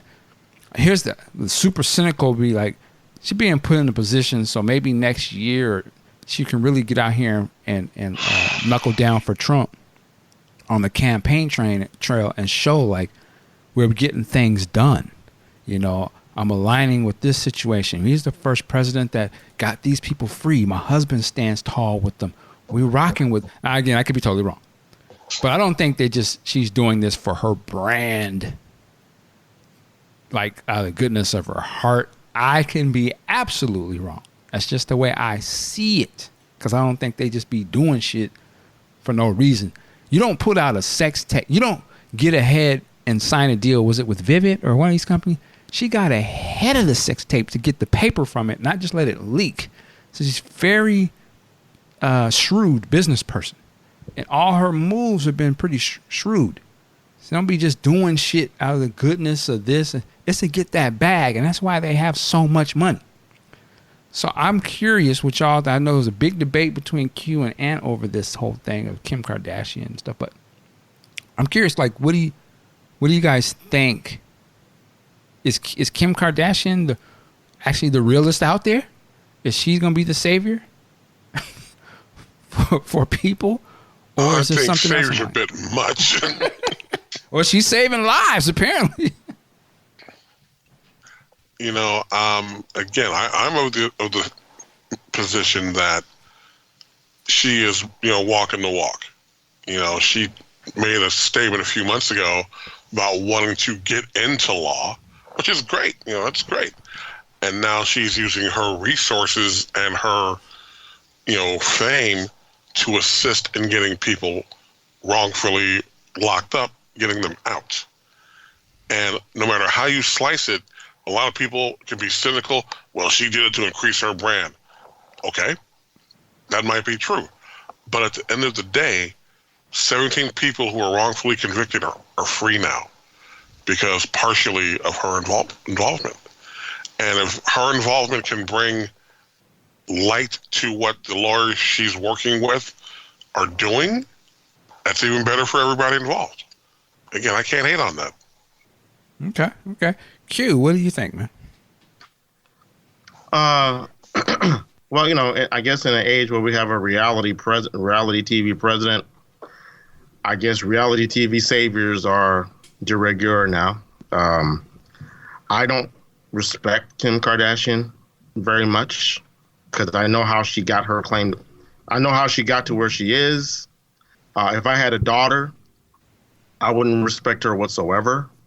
Because I wouldn't want my daughter to model her as to how you can get to a place where you can help people. And I think there are other people who are better role models who have done more and freed more people than she has. And the two telling things that make me feel cynical about her was that she's looking to create a reality show out of this. That's a report I saw in the chat. And she was shamed into stepping forward and starting to speak out and become active. So, I don't know. I mean, yes, it's just like when Trump released that one black woman, I can't remember her name. I'm like, that's great for her, but that doesn't change my opinion of the person. All right. Do you have respect for Janet Jackman? Janet Jackman? I'm trying to see where you're going with that one. I mean, she's good at what she does. I'm just throwing a Hail Mary shot. That was old school. But Janet Jackman knows what she is. She stays in her lane. Yeah, pretty much. Okay, that makes no sense. Oh, okay. That was hilarious. She stays in her lane. She's not trying to go out here and act like she is the next coming or act like she is maybe she business mogul. I mean, if I saw Janet Jackman perfume line or hair line or clothing line, I'd be like, fuck out of here. Do what you do best. Wow. That's okay. That makes a lot of sense. Hot. Oh, Lord. And pool. And excuse me, ladies and gentlemen, for my distraction there. Sorry about that. I mean, I don't see how anyone could have any problem with this. You know, we always begrudge celebrities for not doing more with their platforms to help society, to help the communities. And then when one does, they're told to stay in their lane. That to me just doesn't make any sense. Regardless of how she came about doing this, which, I mean, there's people who said she was shamed into this, but did anybody get a quote from her stating this? Did anybody, what proof, what receipts do we have that the reason why she penned that letter talking about her black son and how she did not want him to grow up in a world where a police officer can get away with killing him? I mean, people are saying she was pushed into that, but as someone say, as Mike Tyson would say, I heard people say that. Where's the proof of any of that? And at the end of the day, I think you're right, Mike. There probably is another play being made, probably a long con. But I look at it as, okay, we want our celebrities to take more active roles in improving the lives of these communities. What is the problem? The two lawyers who work with the Burned Alive Project, they said Kim has always been very clear in her role. It's the media that spins it around, not Kim. We do not care how the media is portraying it. That's what the media does. Who cares? Here's a key sentence. We need Kim's support and the support of anyone else who wants to join this fight. So if the people are doing the work and they're praising this person for helping and bringing awareness, what is the problem? And it's not, I have to correct what Joan said, it's not a reality show. She's working on a documentary, like plenty of people who have causes, like Michael Moore, who has a cause when he did Bowling for Columbine, as well as the one about the medical industry. This is a documentary. And at what point, like I saw somebody says, why would you have a problem with her producing a documentary that brings more light to the issue of all these people that are being in jail, that are serving life sentences, and the work that these two black women are doing to get them free? Well, then let the black women be the face of the movement. Let them be in the reality show. The black women have been the face of this movement for years, and who heard about them? Well, I'm just saying. How many were freed by them? They clearly, as I'll quote again, we need Kim's support and the support of anyone else who wants to join this fight. They didn't have the support and didn't get as much inroads as they had till they got Kim Kardashian support and probably any other celebrity support that they would take. So that means, I guess, black people need white mommy and daddy all the time. No, black people need funding and platforms for anyone. All right. So you'd rather them just stay in the joint queue? Is that what I'm hearing? I don't know where you heard that. I don't know. You seem to have a problem with I don't know what I said that would make you seem to have a problem with her involvement. I don't know what I said that would make you seem to have a problem with her involvement. I have a problem with Kim Kardashian, and I said it's good that these were the last words I said. I said, for the people that were free, that's great for them. That doesn't mean I still don't have a problem. I still have a problem with the person. Those are the last words I said. No, the last words you said were, I want to get to a place where we don't need white mommy and daddy to step in. I'm talking about when I was speaking, when I had the floor. Those were my last words, which you should have keyed in on, and it would have abrogated the statement you just made. Abrogate. Is that right? That's correct. So you don't have a problem with her being involved? I do have a problem with Kim Kardashian. I think these two black women could possibly have done it on their own, or they should have been pushed out to the front much earlier than now. So you're concerned about the optics and not the work? I'm concerned about. Yeah, I'm concerned about the optics. Sure. I would also add not the work. When have we not been concerned about the optics of black and people? not the work. When have we not been concerned about the optics of black people having their and not the work? You heard what I said. Two lawyers involved don't have a problem. Why should you?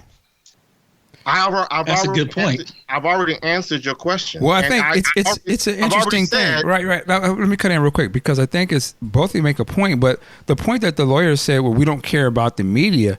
Well, then maybe they actually do care about the media because without the media, I think that's the only reason why Kim Kardashian is important to this, right? It only gets play if her name is attached to it.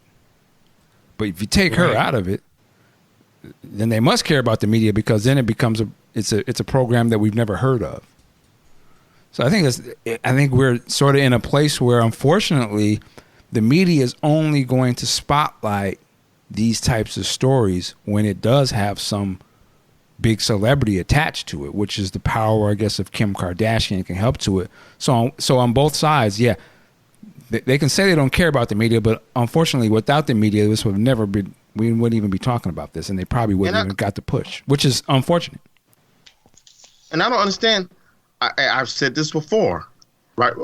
In his lame duck session, Obama was talking about prison reform, but the Congress wasn't trying to hear him.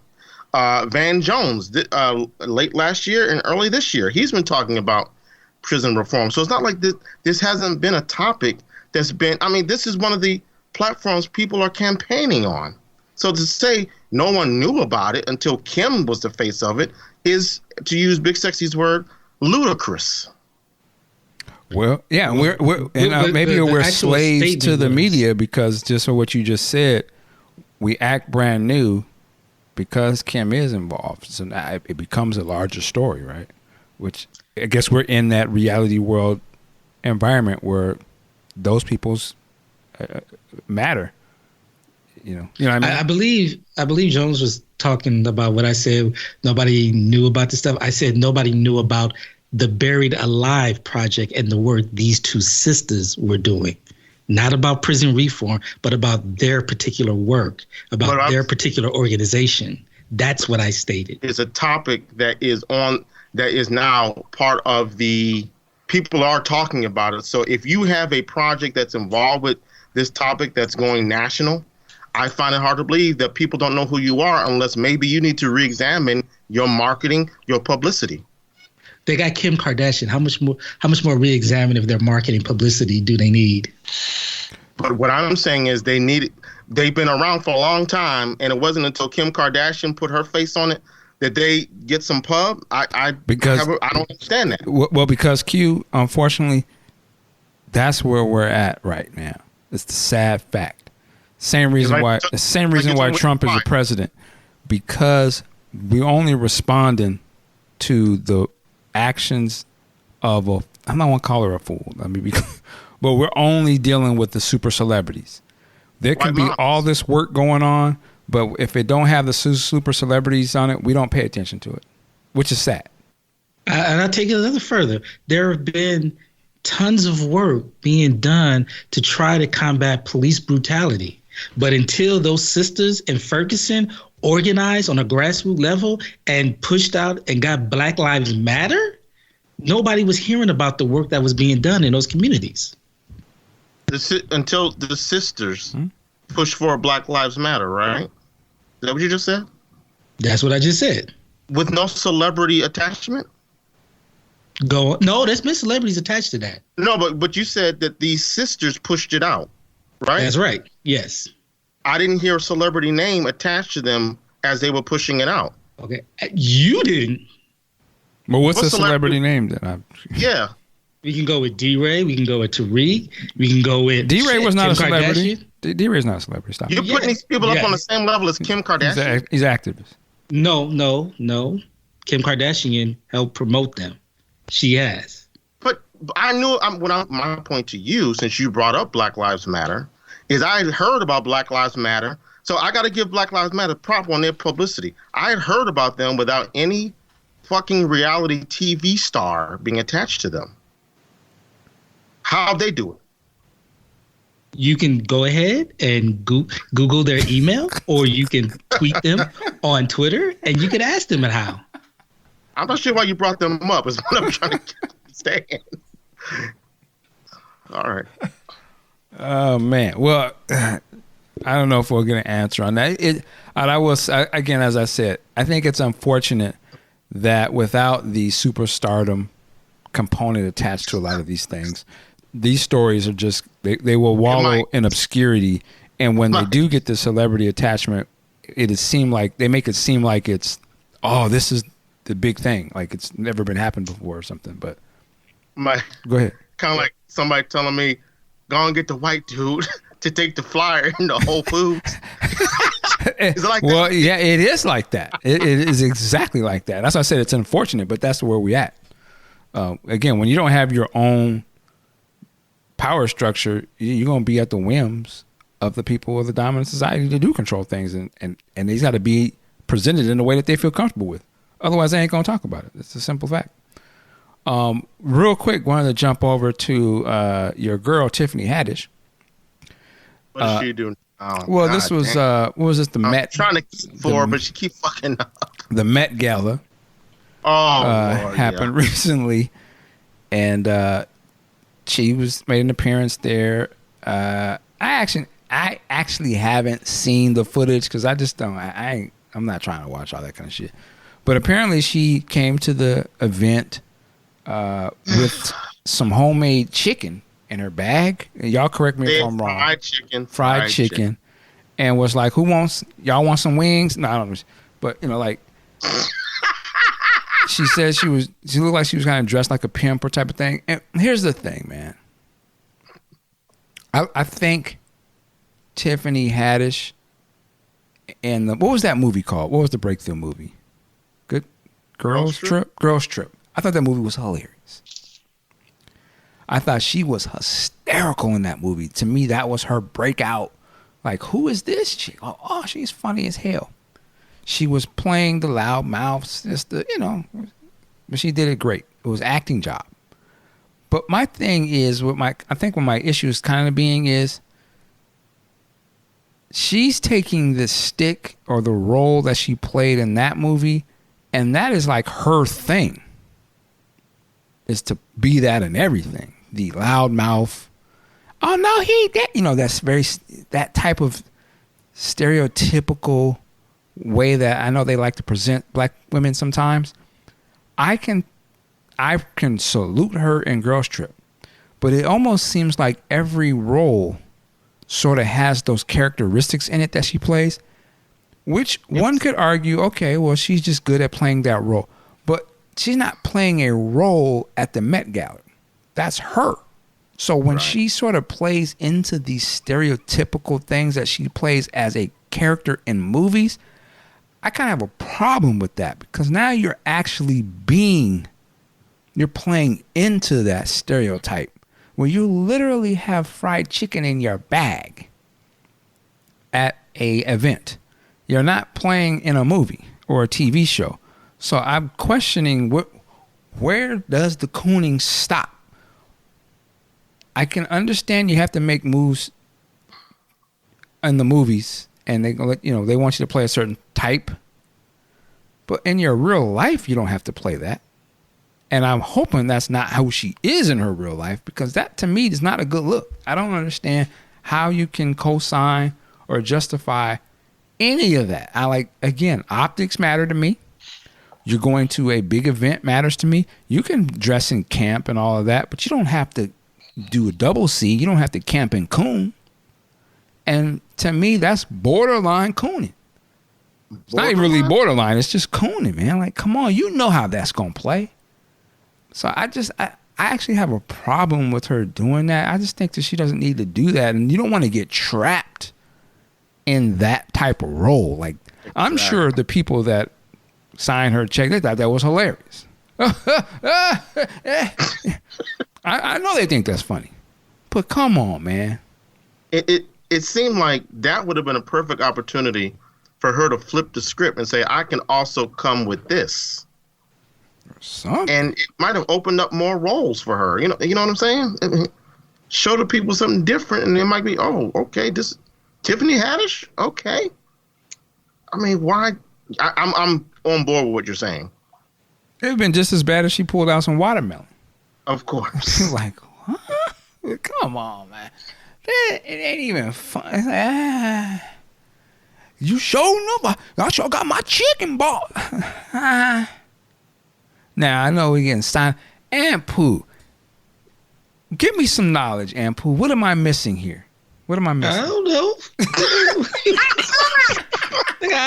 I've worked a number of red carpets. I've walked a number of red carpets. I ain't brought no fucking fried chicken with me. Talking to the wrong one. When I saw that, I just was like, Tiffany, come on now. You don't have to be the class clown all the time. You don't. And it just didn't make any sense what she was doing. I mean, a lot of people were saying, you see I'm on the mic. Seriously, dude. No, go away. Go away. Go away. It ain't that important. Bye. Wow. Anyway, but I mean, when you see her, I understand that is her shtick. That's how she got. Oven is burning. It ain't that important. I'm sorry. Go ahead. You done? You finished or you done? Yeah, I'm both. I'm sorry. I get that. That's her act, but it's like at some point you don't, like you saying, you don't want to get pigeonholed into those roles. Now I understand right now those checks are looking hella fat. Those checks keep coming in, but at some point there's going to come a time where they don't have the sassy black chick that act a fool in the film. They're gonna be like, okay, we've done that. We don't need it in this film. We don't need it in this film. We don't need your ass to act, to do something dramatic, to do something really comedic, other than being the hood ghetto chick. And we saw on New Year's Eve when it came time for her to do some comedy, she got clowned off the stage. Mm. So maybe she's like, okay, this is my lane. I'm gonna stay in it. But it's like, all right, sis, you keep on staying in that lane. It's not gonna take you nowhere. It's gonna go to a dead end street. So, yeah, I saw that and was just like, damn, come on, man. Even Eddie Murphy ain't did that shit. Richard probably would have done that shit, but he would have done it in a way to clown the white folks. So I can't even say that. But come on, Monique ain't did that. Come on. Monique wasn't invited. The only Big Sexy might appreciate this because I think he's a student of like 70s and 80s when we were growing up. But I think like there are some actors I look at now. I'm like, it seems like once they took on a particular role, they held on to that role until they died. I think of I know there's a lot more. I think of Larry Hagman from I Dream of Jeannie. He was, he portrayed a certain. He did that role, right? And as a kid, I had a certain picture of him. Then he went on to megastardom with Dallas as his countrified, wealthy cowboy. And ever since that role, whenever you would see him, you thought you were he appeared as J.R. Ewing. He always had the cowboy hat on, and I'm like, as I was growing up, I was like, is that really who he was, or something like that? So it's like it's weird. Some actors, they seem like once they hit a big role, they continue that persona into their real life. I can't think of any others, but I don't know if that's what she's doing or. Clayton Moore did that with the Lone Ranger. He was always wearing that silly mask long after the show went off the air, and the producers actually sued him and got an injunction to keep him from wearing the mask. Then he would just wear dark sunglasses. But the most glaring example is Jimmy J.J. Walker. He's been doing that same shtick since 1973. He's a conservative, isn't he? I thought he changed up. I have not seen anything that says otherwise. Ain't he with the old girl from Fox, or what's that one white lady? Not Tommy Lauren. No. The other one. She's older. I could have sworn they was the couple. I know you're not saying Ann Coulter. Is that who I'm thinking? Is that who I'm thinking? No, it's the other. Yeah, is that who it was? Let's Google that. Skinny, bony chick who was on that roast. And Jimmy Walker. That's a couple right there. Get the fuck out of here. It says Ann Coulter again denies romance with Jimmy J.J. Walker. The hell I know she does. But they got pictures together, man. You just Google them. Wow. I'm looking at them right now. Jimmy smash. I'm not in the character of judging men, but that is one ugly brother, boy. That is one ugly dude. JJ getting it in. Dynamite, boy. Yeah, she keeps that up. She keeps that far away. Yeah, she gonna keep denying that, but you and I know. He's breaking that. You saying he gonna play his position? Brokeback Mountain. Apparently he is, man. Yeah, he's playing his role, man. Brokeback Mountain. She's like, that ain't good for my brand, but I got you, Daddy. Wow. Keep that under wrap. See, he ain't out here. He ain't out here like Ayesha. He's in the back, chilling. It's like, let Ann go ahead and get these alt-right checks, and I'm gonna give her this big black. These alt-right checks. See, I thought you were talking about Janine Pirro. I was like, no, hell no. No way. But anyway, I mean, yeah, well, that's the thing. And what a comparison. So we're saying like she's doing like J.J. Walker. It's not a good look. Like it's 2019. They're going to get another Tiffany Haddish. Please believe. Like you're not, you know what I mean? Like, please, they're going to get it. Unless she can continue to keep raising the stakes of the coonery, they'll have a new nigga next year or the year. You know what I mean? Like, you're not going to be in the game that long. But maybe she's like, let me get what I can get. You know what I'm saying? I'll bring a bucket of chicken. That's what I'm going to do. I just think the only thing comparing these other guys, J.R. Ewing and all, they're not playing characters that are detrimental to who they are as a person, though. Like, it ain't, you know what I mean? Like, they ain't looking like clowns. Jimmy Walker, I don't know about that one. Well, Jimmy Walker, I mean, again, I don't know what else he's done after what's happened. What was it? Good Times. What's happened? But I mean, he was buck dancing, low key buck dancing on there and all that. But it would be like if Gary Coleman, if he came to the Oscars or Emmys with a bucket of chicken, we'd be like, what the hell are you doing, man? Like, what you talking about, Willis? Okay, that's enough. You can stop right there. But you would have looked real crazy if he had a bucket of chicken or any of these types of guys back then. And she don't need to be doing that. It's 2019. There's no reason why you got to double down on it like that with a bucket of chicken. And she know how that look. Can't be ignorant. Well, I thought it was funny. Stop it. You know that shit look crazy. She idolizes Tracy Morgan, so there you go. Yeah, but Tracy Morgan ain't cooning out. Come on. Leave Tracy Morgan alone. Yeah, I don't know, man. Like I said, she should slow down on that. It's not a good look, man. Can I have to say this. I Googled Ann Coulter, Jimmy Walker, and a whole shitload of photos came up. I told you. And images with them together, and I clicked on one, and goddamn, if it didn't take me to this website called Stormfront.org. Every month is White History Month, White Pride Worldwide, and it says she dated Jimmy Walker quite a bit, but it looks to be nothing more than a friendship. For what I can tell, she's not a mud shark. Told you. Wow. She got to keep that on the low, man. The fact that this page even exists makes me want to punch somebody. Dynamite! Smashing. So Jimmy Walker's on a White Pride Worldwide webpage. That's great.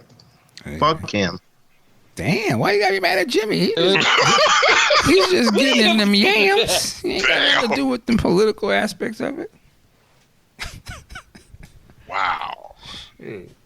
And Coulter know what's up. Hilarious. The fact that it's J.J. Walker is doubly hilarious, but salute to him. He's doing like you, Q. He's operating within to infiltrate. No, that's different. Well, I'm gonna leave that alone. Let me stop. Anything I'm forgetting about? I want to talk about a little music news here. Ooh. And I am not familiar with this rapper named Logic. Yeah. Ooh. Oh, why do I know that? He's he's got some news. What's up? Well, Mr. Logic has decided he has a problem paying to clear samples. And the quote, which I will read verbatim, says, "Fuck sample clearance, fuck clearing samples, fuck people taking all of producers' money for not doing shit, and fuck companies that say no just cuz. This hip-hop. I'm tired of replaying shit. Fuck the money. This why mixtapes was so good." Now, it appears, looking deeper into this, young Mr. Logic had difficulty getting the source of songs on other people's records that he wanted to sample over. That's the game, man. If you can't figure it out, figure it out. But you're going to pay to get these people samples. It's that simple. Now, if you don't want to pay, we'll see you in court and bring your checkbook. That simple. Yep. Just another one of these young, butthurt, pussified young folks running around here think they're entitled to goddamn everything. That's all it is. Yeah, I'm not a fan nor a hater. I know who he is. I just find it ironic that a white rapper would say this. Complaining because you got to pay people because you want to use their music. Hilarious. That's all I'll say about it. Mm. But that sounds like some vulture talk. You just remind. Oh, go ahead, Ann. I don't know if you have something on. Nah. I just remember Charlemagne clowned him and gave him Donkey of the Day. I saw that. Yep. He earned it. Lastly, let me bring this up, and obviously this is a larger conversation. I want to go into some Prince thing here, but I noticed this week there's been a big conversation online about the upcoming Sign of the Times special edition, deluxe edition Blu-ray that's coming out. I think it's like a German release, if I'm not mistaken. Swiss, okay. And they're going to have, well, it's cool, they're going to have the movie is being put on Blu-ray, but I think the big deal is that there's a documentary that is made that will be a part of this. And they're also going to have like a commentary with Peach and Black podcast. Shout out to those guys. Dr. Funkenberry is going to do a foreword. Shout out to him. And I don't know what that's my guy. Shout out to him. Not them. I'm looking like, wait a minute, but keep going. Michael Dean ain't in that? Hey, I got nothing to do with it, and I don't have to have anything to do with it. But the contention was actually, shout out to Stephanie, part of the Podcast Juice family. Not Stephanie, Erica brought this up. Erica lit that fuse. Yeah, she did. Erica did her thing. She basically was asking the question, why isn't there any black representation or perspective, in this project, whether it be band members or, fan commentators or what have you. And it was very interesting back and forth with the actual director jumped in on Twitter. And then another cat, Scott Woods. Yeah. He really got in and broke a lot of things down. But, my initial reaction after reading some of this, it was one of those types of things where I think the director kind of got in his feelings a little bit and maybe kind of triggered and was getting very defensive without actually like thinking about his responses first. And a lot of times when you just kind of go off the cuff like that and you're dealing with race and stuff, you can kind of expose or show some things that, like, you kind of making they point by your responses. And I wanted to ask you guys sort of what you thought about this. And I'm going to sort of gather my thoughts on this as I'm talking about it.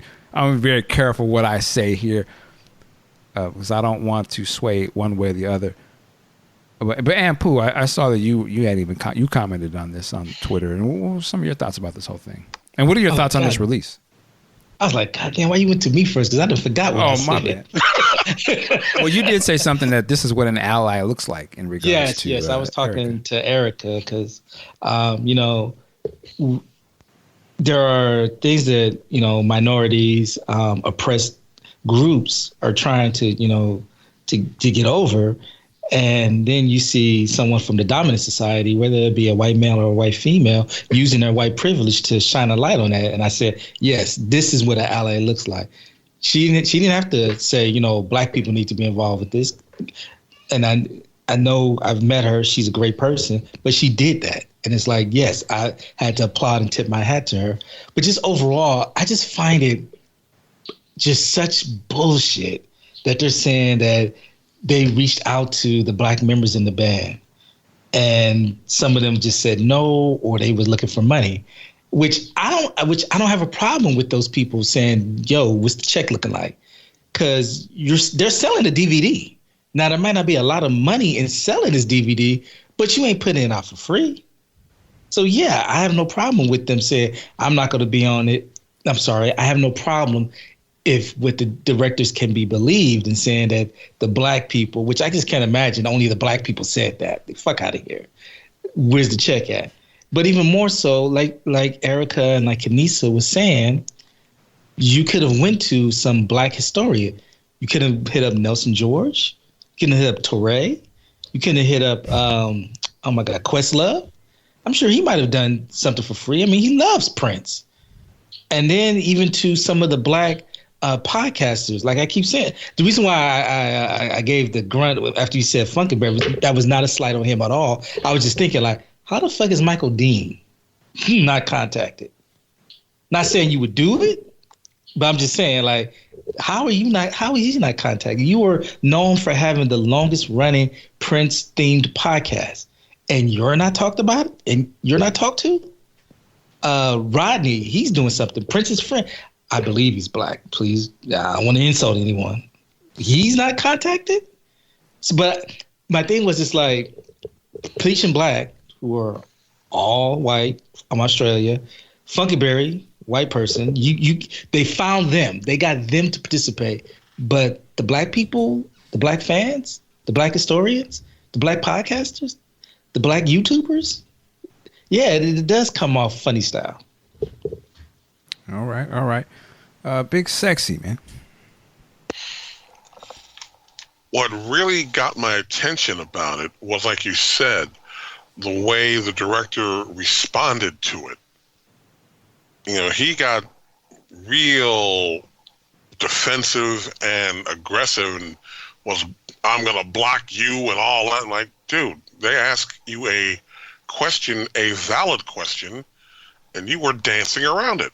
Okay, you went to a few people, they said no, they wanted to get paid, whatever. But now hearing Ant talk, and I'm not a fan of Torre by any leap of the imagination, but there's not a camera that fool hasn't loved. So they could have definitely talked to him or Nelson George. And again, when they talked to fans, I'm not saying podcasters, I'm not saying people in the studio, and they could have talked to Dave Hampton, by the way. I'm saying just fans, they could have talked to some black fans too. Now, the only thing that I'm assuming, and I could be completely wrong, is that it was filmed completely on location over there in Switzerland, where they didn't have access to a lot of these people. Absent that, if the producers were here domestically and talking to, say, Funkenberry, and they couldn't reach out to anybody else, come on, man. That's a bad look. And then the way he handled it just made it even worse. In fact, the director's handling of it makes the whole thing look real suspect. He could have handled this a lot better and addressed this in the manner that was presented to him by Erica, but he didn't do that. He showed his ass, and now his thing is all fucked up. He gets what he's going to get now. Q-Storm, I don't know, did you want to, do you have anything to add? We talked about it at length offline, and everybody's pretty much said everything. I don't understand how you weren't contacted, because I I mean, I see you more, well, maybe it's because I know you and I go to your site. I don't see that much from Prince.org or Funkenberry or anything. I'm seeing branding from Podcast Juice and Prince Podcast, so it does seem strange. Anytime a director, like, you know, I talk a lot of shit online. I'm not gonna lie. I go back and because I'm opinionated and I know this. But if I'm making real money, I'm not gonna be spending my time arguing with people. And I'm not gonna be the director of a movie talking about, oh, I'm gonna block you and all. What? I mean, just give the people what they want every now and then. I mean, right is right. You know, I'm rambling, but yeah. I'll say this. I don't, and this is not why come Michael Dean? I don't need to be a part of any of them. That's not the point. The thing about it is, with Prince, you can't deny who he was as a person, you know, as an entertainer, as a man. And that would mean you have to embrace everything about him. And one of the things I was kind of saying this slightly before he died, but I was like, you know, one of the reasons we want to do this podcast is, of course, we love Prince and the music and everything like that. But we want to make sure that our voice is right up there along with all the other mainstream media and other people that sometimes dominate the conversation when they talk about these black iconic type of dudes. And I'm saying that from the point of view, you know, I live in Seattle, where Jimi Hendrix is from. And I saw how they made Jimmy this super big thing, which he should be. But I noticed that they wasn't really dealing with a lot of the people who really knew him. Like some of the black people, it was always sort of framed as it wasn't even like promoted to us, it seemed like. And I'm like, that just seems weird. He is a black man. He could not have just not been about race, or, you know, it didn't matter. And when I got to meet people that grew up with him, that lived here, had been around him, I was like, man, I need to get more appreciation for Jimi Hendrix. To me, it was marketed as something so foreign to me. You know, even though it was a black dude doing rock music and one of the best ever doing it, one of the best guitarists. And I started thinking, I would never want them to see them do that with Prince. Like, I could easily see how they would just make him be like this rock god, and we're just going to deal with the music, and he was about race didn't matter to Prince. And I'm like, nah, we ain't going to let you do that. Because I remember when it was only us that fucked with Prince. You know, in the early 80s and all that. It was only ones that was even at the concerts and doing this thing. And as I started to meet people as we've been doing this podcast and stuff, I hear all these different types of stories. And I was like, wow, I didn't know Prince was that. You know, people were saying not low-key, but dude was militant on some shit. I was like, oh, okay. So the more I learned, I was just like, you know what, man, we got to make sure that we're a part of the conversation. Because whether it's on purpose or they just don't be thinking about it, they'll leave us out of this shit. And it's not to say that they're doing this to on purpose do it, but sometimes they're just not aware. Or sometimes, and I had people tell me this off the record, like, man, I'm just uncomfortable to have those conversations about Prince. I'm not black, and I don't never really deal in those situations. I just love the music, and I can respect that. But I'm like, well, that's cool. So now we have people who can have those conversations, and maybe we can make it so you don't seem so uncomfortable. It may give all of us a greater awareness of who Prince really was. He wasn't just some dude that was born and was magically talented. You know, there was all of these things that went into making him the man that he was.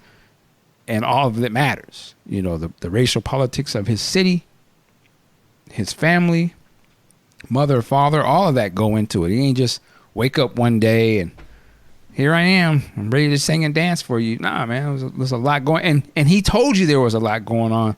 You listen to his lyrics. So going back to the Sign of the Times thing, I think you have to have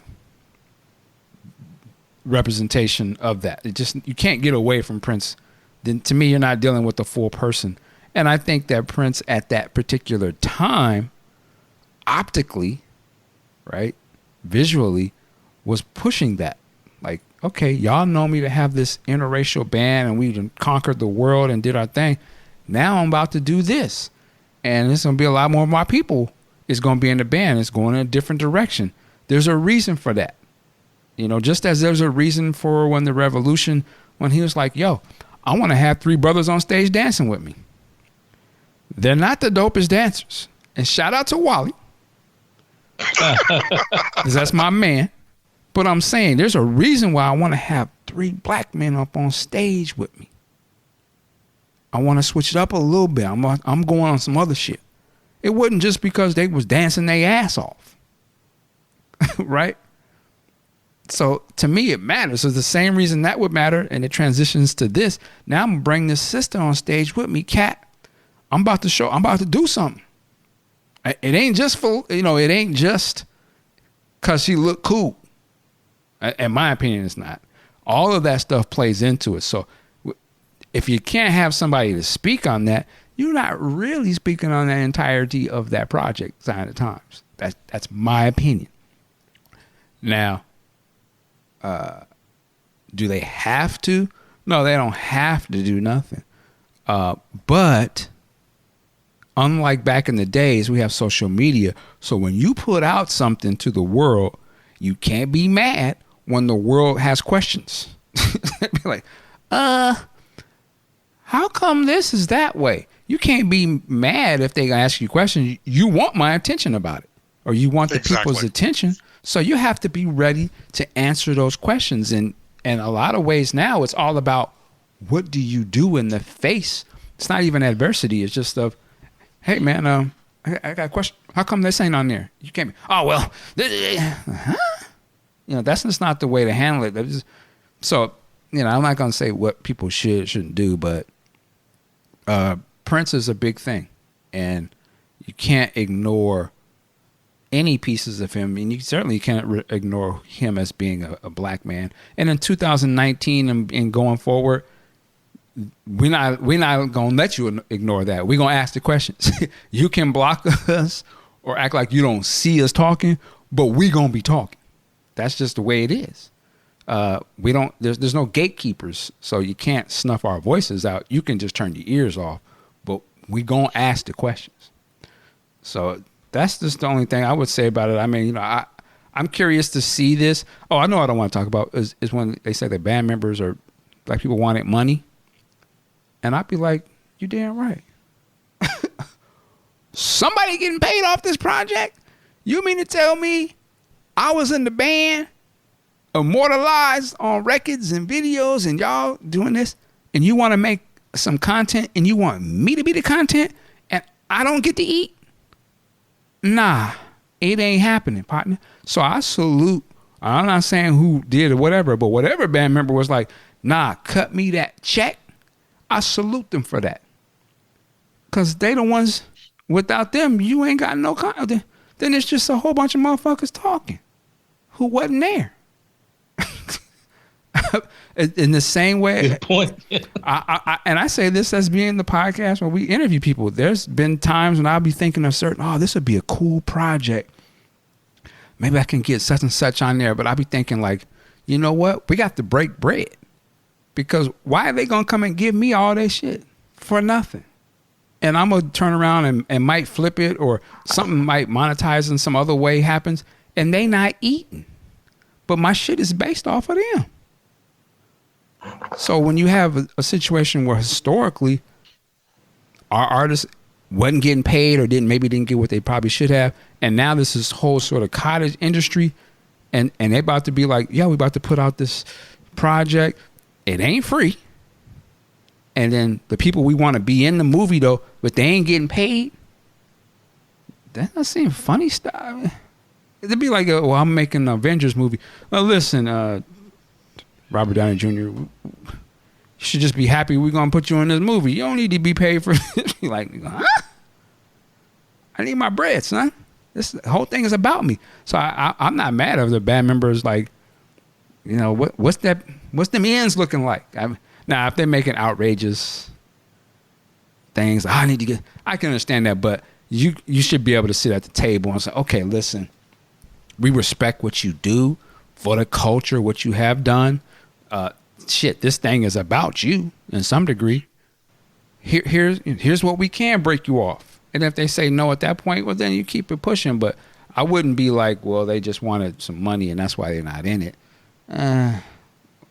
Hey, if you look at, what did Prince, when will we be paid for the works we done? That was his steez. I've sat in a room where Prince was going in on Paul Allen, and certain people was like, they want me to play Where the Money At. I ain't playing Nathan.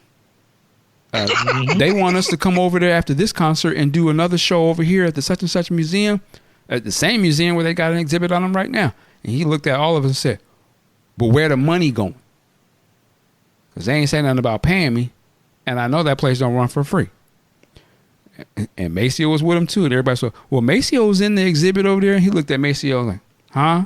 Maceo was like, And what happened at the end of the night, Prince didn't play a damn thing. They had a little dinner party. He did a little tour walkthrough. Peace.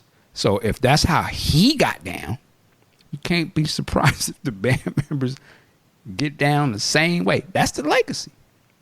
So you can't be mad at the fans or other people who will be like, how come they ain't in it and why is they there? It is what it is, man. It's all about how you deal with it. To me, you should just have an honest conversation and be like, look, we just didn't think about that. Our bad.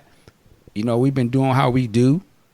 Exactly. And, that's all you know, need to do. Yeah, man. We sorry about that. You know what I'm saying? We'll get you on the next run. We're going to keep it pushing, and that's what it is. But you can't, you know, but if you come off, you're defensive and, you know, you just start playing in that same old little story. It was funny to me. I just look at it and just like, I already know what that is. It's all good. Salute to Peach and Black. Salute to Funkenberry. Good opportunity. Keep it pushing, man. I'm not tripping about it because to me, we all got access to cameras and stuff. So we can do whatever. We can do our own thing. We don't have to deal with that. So I salute their project. But was it funny style? Yeah. It is, but, you know, hey, end of the day, I wish them success. I can't play the video no way because I don't have a Region 2 player, so it don't make sense. That's the thing. I don't think it's going to get a lot of air over here anyway. Yeah, I ain't, you know, keep it pushing, but anyway, that's just my thought on it. I'm sure we'll hear back on this, but it is what it is, man. You know, I want to see the real Sign of the Times special edition. You know, breakdown. If they do that one day, like I need that shit in 4K. That's what would get my attention. Damn, is it gonna be in 4K? It's gonna be like super high def. But anyway, because to me the standard right now is that Japanese Blu-ray. Exactly, I'm good with that. Yeah. Cool in the game. You know, somebody can top that. Let's see it. So, but anyway, is what it is. Salute to them. I think we're going to wrap it up, man, unless there was something else I'm forgetting.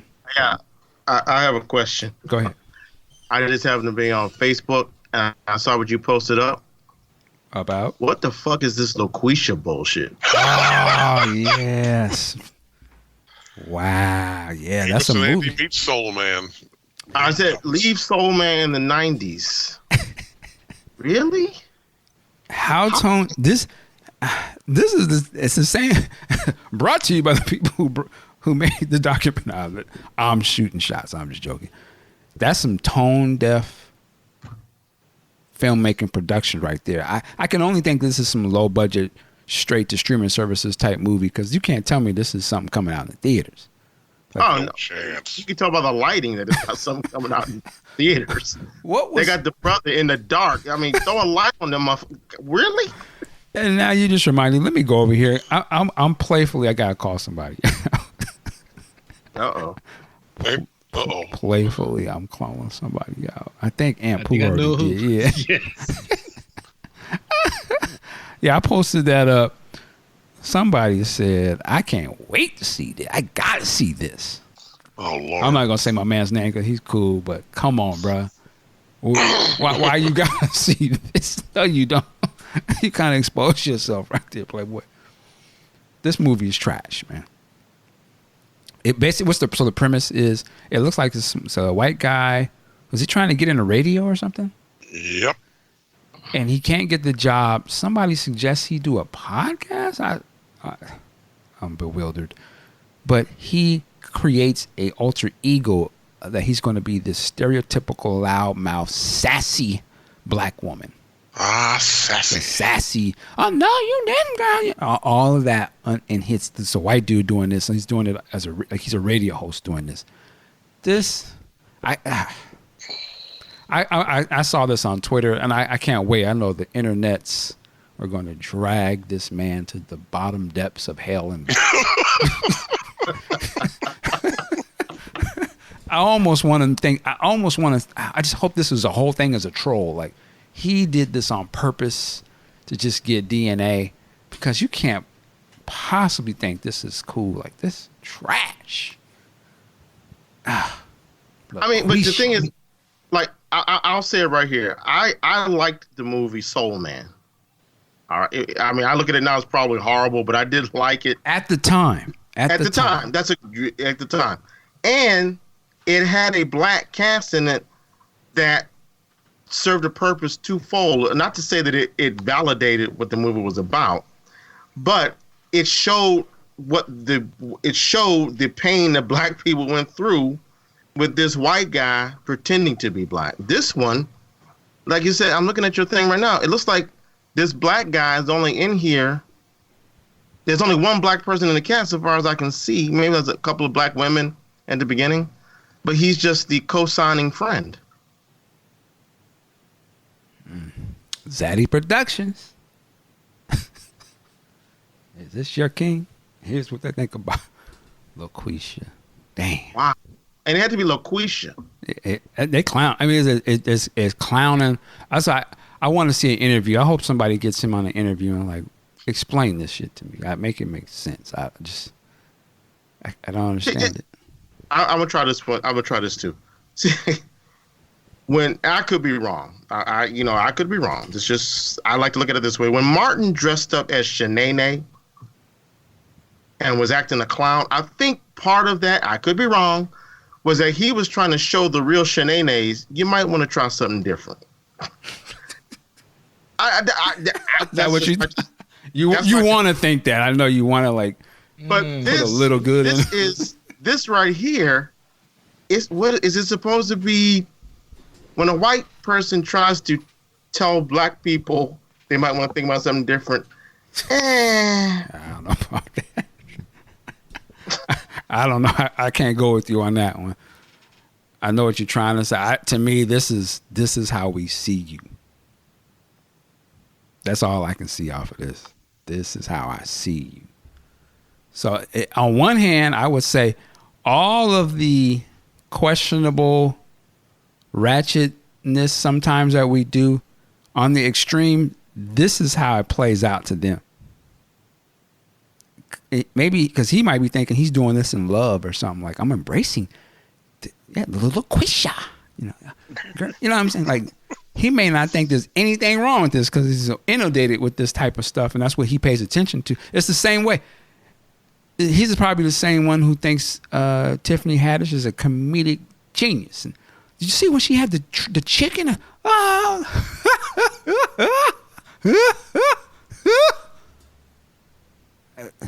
You see, this is that world. Shaquan, why aren't you laughing? It's funny, isn't it? It's funny. Shaquan probably doesn't really know anybody black unless they're cooned out. I don't know. Any black person would not have told them, yo, what the fuck are you doing? You can't do this, man. This shit is trash. What? Huh? Shit'll get you killed. Who's paying for this? This is alt-right productions? Like, the fuck? Ben Shapiro, executive producer? Who? My man might drop his name. I don't know none of these names.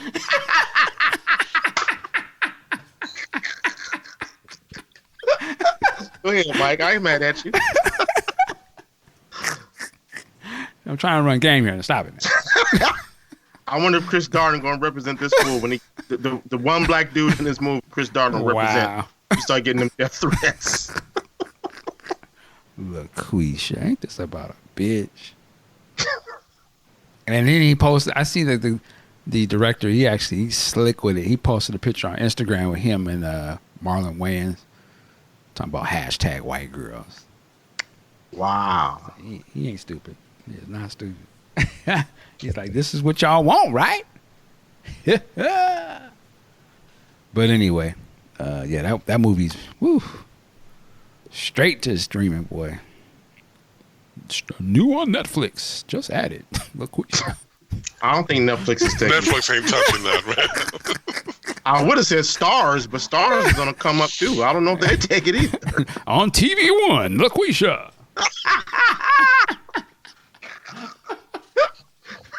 Why you got to cloud TV One, man? Damn. TV One is Aaron Rock. Props to TV One. I'm just playing. But yeah, I don't think this movie will be breaking any box office records. Pretty sure. They got home healthcare provider Sherelle Panto. I guess that's how you pronounce that. I laughed from the beginning to the end, all the way. Wow, they got reviews. Allegedly. Home healthcare provider. All the way. Babysitter. Hilarious. Soccer moms give it a thumbs up. Chip. You know what? I love it when all the white people that watch this go to their few black friends and try to discuss this and try to have a thoughtful conversation. I see some very uncomfortable conversations coming up at work. Hey, Tyrone, have you seen Lucretia? What? That's the Dave Chappelle skit with keeping it. What's that skit, Dave Chappelle? With keeping it real goes wrong. It's Terrence Harrison. It was hilarious. Non-stop laughing through the whole thing. You want to guess his occupation? Bus driver. Janitor? Or bus driver? I said janitor. See, I think this whole thing is a troll. This is the janitor. Who put bus driver review up there? Come on, man. They clowning. I don't believe this is a real movie. It can't be. Come on, man. I'm looking at Mara Hall and Dwayne Perkins, and Tierra Parker, who's supposedly in this movie. This better be a troll, because the black community ain't gonna be fucking with y'all. I don't even. Are these people known? I haven't heard of these people. No, but they won't be after this. They always work at the post office. Well, this is the same. This would be like Hollywood Shuffle. This would have been the movie that they would have spoofed in their movie. Oh man, you got that job in that new movie? Yeah, LaQuisha. Yeah, man. Hey, can you be more jive ass? This. I mean, even the image they used for the trailer is offensive. The white guy who looks confused and be set upon, and then the black woman looking a fool on either side of his ears. I mean, and they try to put like this official selection at the San Luis Obispo International Film. Obispo Film. Oh, fuck. Yeah. I'm going to go on a limb and say that wasn't involved. You know, I'm going to look right now. Probably was some damn pizza or taco shack East LA somewhere on a projector. Stop. I mean, San Luis Obispo, isn't that like kind of like Watts or some shit like that? The International Film Festival. Stop it. This guy's clowning. Wow. Watch Variety News. He gets picked up for a series on NBC. But I'm sorry, go ahead. Looking at their page for 2020 schedule. Here we are, 2019 films by category. Documentary, no. Narrative, no. Narrative, they got a lot of films. So it's a real festival. But it's definitely a real festival. Yeah. I do not see LaQuisha here. Let me look one more place. Is this the byproduct? And I say this because I respect this dude, but is this the byproduct of what's my man? Madea. It might be. Wow. Come on.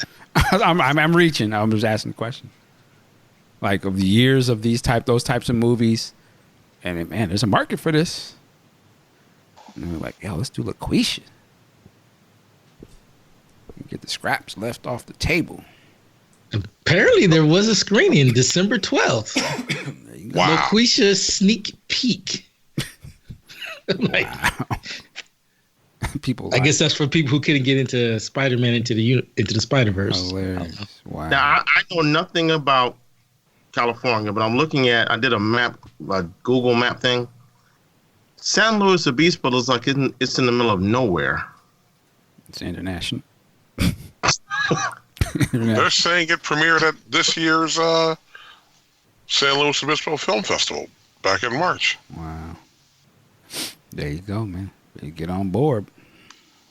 Wow. Q, you gonna review this one on Q's Reviews? Yeah. I do. Well, hey, I'm not gonna pay for it. I don't think anyone's paying for it. Wow. If I see it on Netflix or HBO Go, That ain't gonna happen. I could see this on Amazon Prime though. They be having some low budget movies if you start really scrolling through, boy. Yeah, this is. can I ask the? Go ahead. Go ahead. I'm changing the subject, but I want to ask the two California residents here. I mean, I find California fascinating. I would love to live out there at some point. I don't think I will.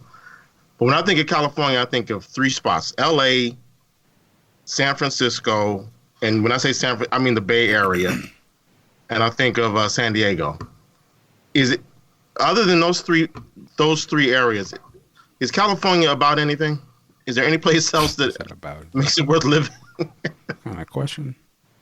About anything? Well, I mean, is there any place worth living?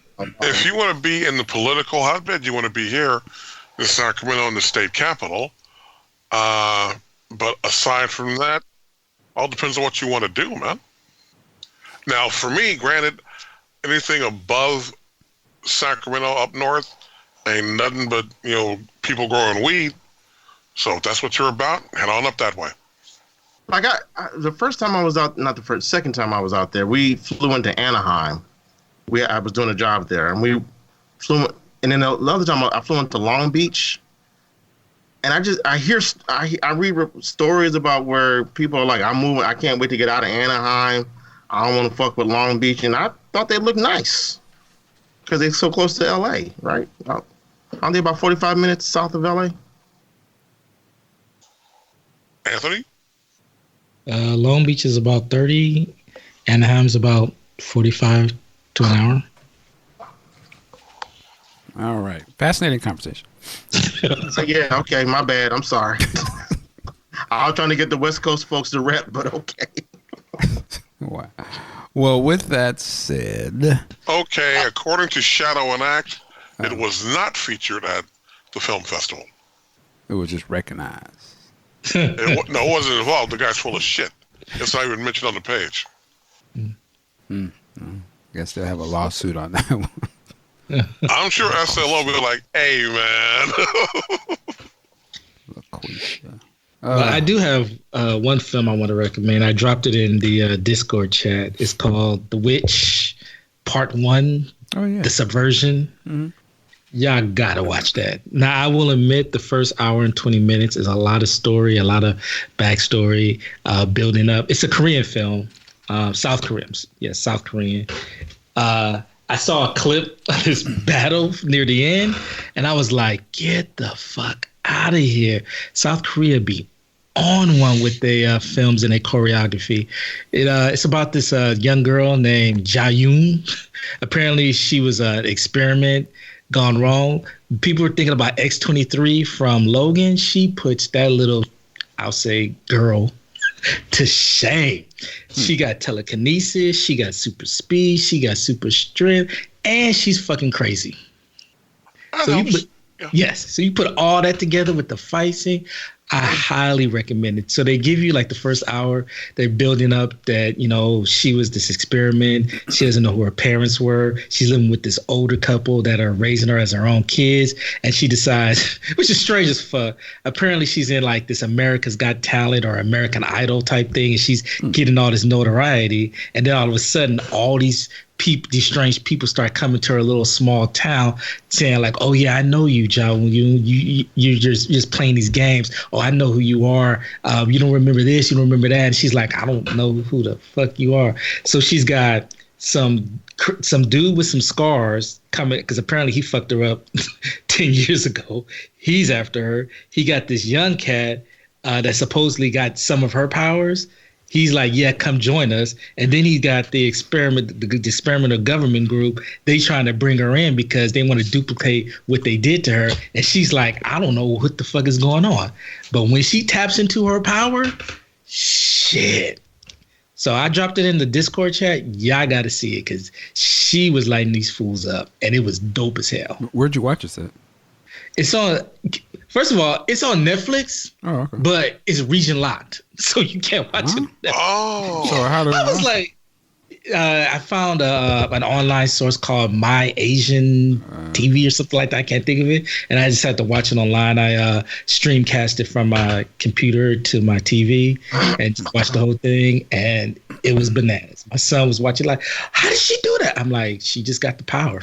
That's all I can say. Interesting. And she was doing some gruesome shit too. She was breaking fools' arms, breaking necks. She got the gun, went on her John Wick, sniping. I was like, God, what is this movie called again? I'm sorry. The Witch Part 1, The Subversion. They're supposed to be doing some more. There's a couple of witch movies. Here we go. There was one that came out in 2015, but that ain't what you're talking about. Yeah, this is the one in 2018. Okay, I see it here. Yeah, I'll drop it in the Discord chat again. The link to watch it. Yeah, I'm gonna check this out. Check it out. Mike, gotta watch it. Since we're talking about movies, there's a movie I heard about on Afro Nerd. Daryl brought it up, and it sounds interesting, on Netflix called Wandering Earth. Have you heard of this? It sounds like it's right up your alley. No, I haven't. From what I could tell, I'm planning on watching it. From what I could ascertain, I think it's a Korean film too. Or either Korean or Chinese, I forget. But apparently the Earth is going off its axis. And so this team of scientists create these rockets or these turbines that they attach to the Earth so that they can pilot the Earth into it's like an apocalyptic type of thing, I guess. Mm-hmm. So they can pilot the Earth into a proper orbit. Or I think it said they try to find another sun. And I'm like, wow, I got to check this out. I'm looking at the trailer as you speak. Yeah. This is on Netflix. It does look like something I would be interested in. The reviews aren't that great, but it looks like it. I'm going to check it out. They spent some money on this movie, I'll tell you that much. Not like LaQuisha. Yeah, this looks like a big budget sci-fi extravaganza here. Okay. Yeah. I'm definitely going to check that out. The Wandering Earth. It's on Netflix. The $700 million. Yeah, it made $700 million overseas. I guess it is a big deal. $700 million. Yeah. So they'll be remaking it here. That's when you put James Cameron on a movie. Put him on that. Hilarious. Yeah. This is. Yeah, I'm gonna check this out. It got to D+ on IndieWire, but I'm gonna still check it out. All right. I think we are just about done here. And shout out to all the mothers. Mother's Day tomorrow as we record this. So hopefully you guys... Not to all mothers. I know some trash ass ones. Well, we're just going to give them all respect who you tomorrow. Come on now. Come on. Get your flowers and your cards together and your dinners. All those black mothers that be getting Father's Day cards. Shout out to y'all too. Oh, God. It's Mother's Day. Stop. All right. We're about to get up out of here. Big Sexy, where can they find you online? Well, let's see. We can be found at Facebook, Mark Wiggins, Instagram, Mark Wiggins 2, and Twitter, WSE Mark. All right. Aunt Pooh. Twitter and Instagram. And then Pooh.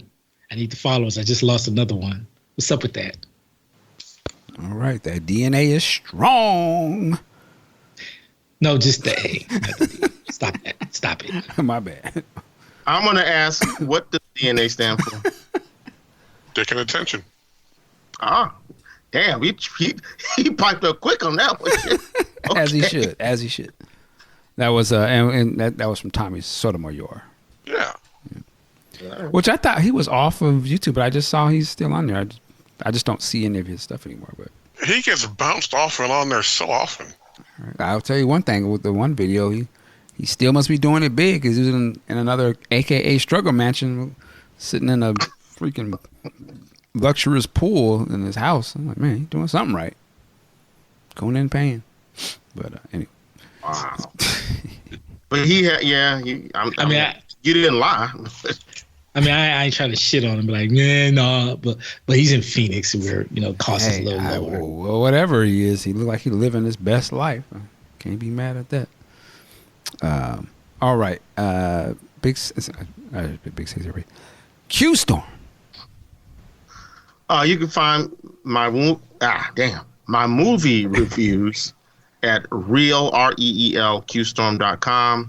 You can find a lot. If you're into Star Trek, you can find a lot of Star Trek stuff with Big Sexy and me on and Craig J on YouTube. Just search under Red Shirts, a Star Trek podcast. You can find that on Facebook and Instagram and Twitter as well.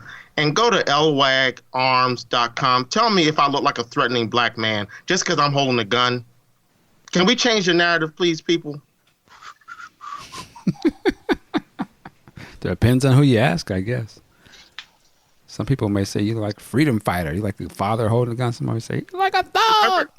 Hey, that video that you posted up, that I posted up a couple days before, it showed them two Bob getting it in while we playing dominoes, twerking. I know y'all was like, this is cute. I know this is promotional video right here. It's like, is this LWAG? And no, I've never taught anyone to shoot a gun out of a Prius. Thank you. My Prius is bigger. My Prius is bigger too. Okay. Still a Prius. They make the Prius in a hatchback. We were trying to say something else, but we're gonna let that go. I forgot. We did forget to mention one thing. There was a Star Wars reimagining of the Obi-Wan Darth Vader fight from A New Hope. Hands down, one of the greatest things I've seen in quite a long time. I was almost ready to cry. That's how much of a punk I was on that. Whoever made that little scene movie, they need to be hired by Lucasfilms, Disney ASAP. That shit was bananas, man. It was, And George Lucas, with his special edition, should be hanging his head in shame because they outdid you. They sunned you. They outdid you. I'm not gonna say. I didn't like how Obi-Wan was getting his ass handed to him a little bit too much, but that shit was. It is. They didn't sun him. They just were working with different technology and. They took what he did and just upped it up, but they ain't create nothing. They ain't sun nobody. They just did a great ass job at it. That would be like saying. Well, no, I'm just saying I mean, the fight was way more better, but again, no one was doing fights like that back then. So I mean, No, what I'm saying is, if he was going to do the special editions, where he added in digital technology, when he did the special editions, he should have touched up. That I'm not saying what he should have done, but it would have been nice if he would have done something with that fight scene. Yeah, but they didn't touch the fight scenes. But again, I can't remember. The special editions were done before Phantom Menace, weren't they? So they weren't fighting like that at that time. It was only after Phantom Menace came out where everybody was like, "Oh, okay, the fight's got to be on some other shit." Well, I think in Return of the Jedi, they were. Was it Return of the Jedi? Yeah, that labor.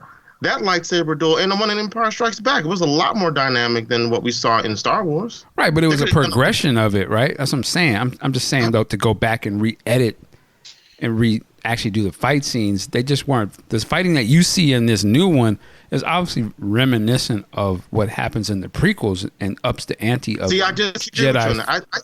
I think I know what you're saying, and I know I have shaky ground I'm standing on, but those lightsaber duels were just boring to me. It was just, they seemed like they were pre-choreographed. You move here, I'll move here. I didn't feel any consequence. I didn't feel any suspense. What they did in this thing, as they should, and I agree with you, as they should. As times have progressed, yeah, they would get better, but they would have never. He would have never had this fight scene choreographed like that if it had not been for what was in the prequels. That's my opinion. And I'm not saying that they're better than this. I'm just saying he would have never even thought to have them fight like that. Well, I guess what I'm saying, even in Empire and Return of the Jedi, though, if they had just done that in Star Wars, I would have been happy. Oh, okay, yeah, I disagree. But I guess what's his name? Alec Guinness. I assume he was probably too old to. Oh, of course. I mean, he would be just as old as, was it Christopher? What's the guy who played Dooku? Christopher Lee. Christopher Lee was way older. And Palpatine. Those cats were hella old, but they had other people standing in on those. Just as they have with this. I mean, let's be clear. The facial special effects was cheesy as fuck in here, but the overall they weren't that bad. They weren't that bad. They were, but I'm saying the overall effect of it was so dope that I can look over that because I know that they don't have the budget to really pop it in like that. But everything else was so spectacular that's not a bother to me. This is not a major motion picture. But I'm saying if they had the resources of LucasArts and they brought their talents to it, it would be freaking phenomenal, man. Now I would say this. I know people would be protesting. Me personally, I want to see a reimagined special edition of the original movies done with today's sensibilities, like what you saw in this scene. I know some people will cry holy hell, but I'd say leave the regular movies as they are. But can we see one? I want to see the whole movie done like that. I just think it would be dope as fuck. With the actors having their faces mocapped. Or even just the way it was edited and they added little things to sort of speed it up and add more attention to it. It would be very interesting to see a whole movie done like that. Would be, to me, because I think there's parts where the movie slows down a little bit in A New Hope and just done in today's, like I said, today's little things. So little things they could throw in there, like a real special edition that obviously was done from a fan's perspective who really, you know what I mean? Who was like, this is the type of shit we want to see. As opposed to what Lucas was like, no, I want you to have more of a Jabba's Palace performance of the band. Like, we don't want to see that shit. We want to see like them getting it in and accentuate some of the dope shit. Yeah, I don't need to see dinosaurs walking through the frame when the stormtroopers on Tattle. Yeah, I don't need to see that. Or another musical number, thrown in. I mean, Lopti Neck was dope enough. I'm good with that. Yeah, it's like I'm looking at this video again, and I think the amazing part about it is that they're taking the footage and really blending it in with the new stuff. It doesn't seem out of place.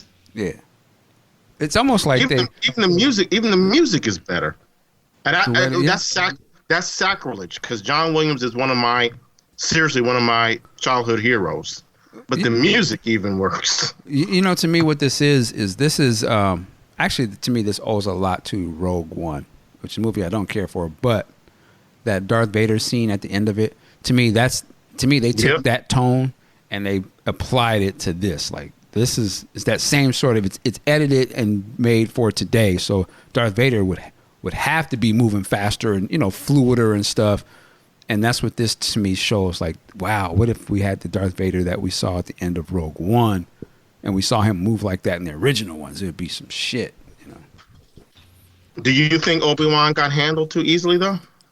No. I think so. Well, he was old, but I would say to me, I thought he did his 400 years old. Say it again. 400. Well, that's true. True.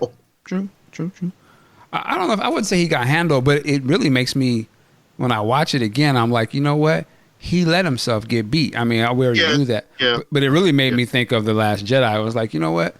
he gave himself to the Force. He disappeared just like Luke did. Yep. Okay. I can buy that. Yeah.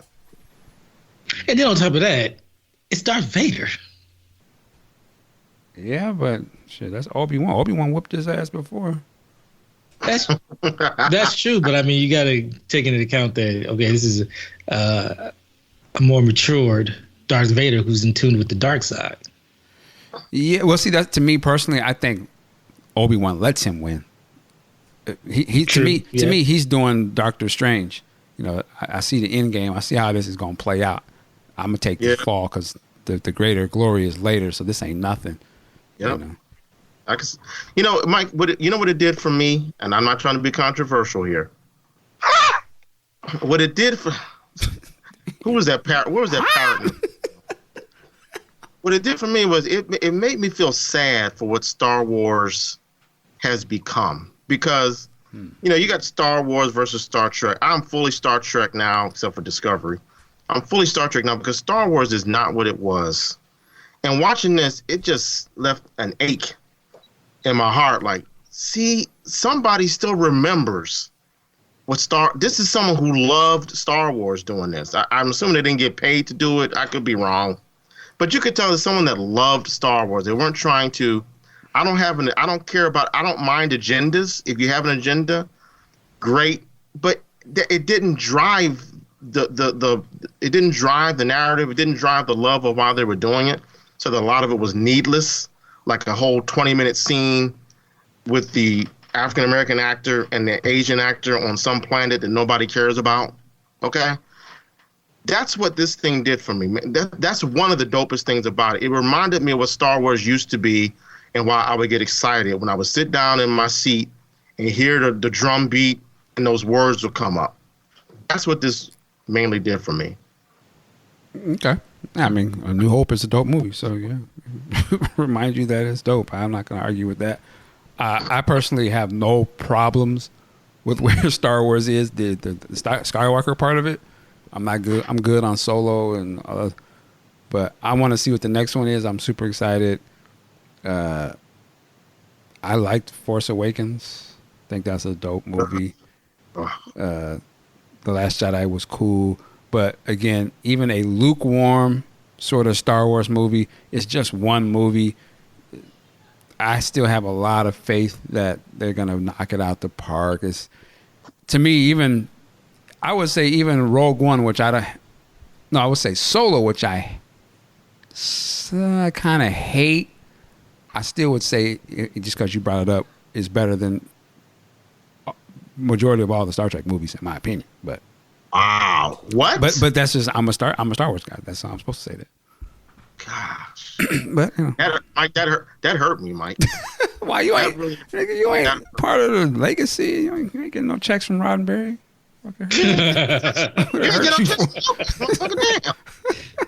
You ain't getting no checks from Kathleen. Yeah, so you ain't gonna hurt me when you say, "Oh man, that hurt me." Shit, fuck them.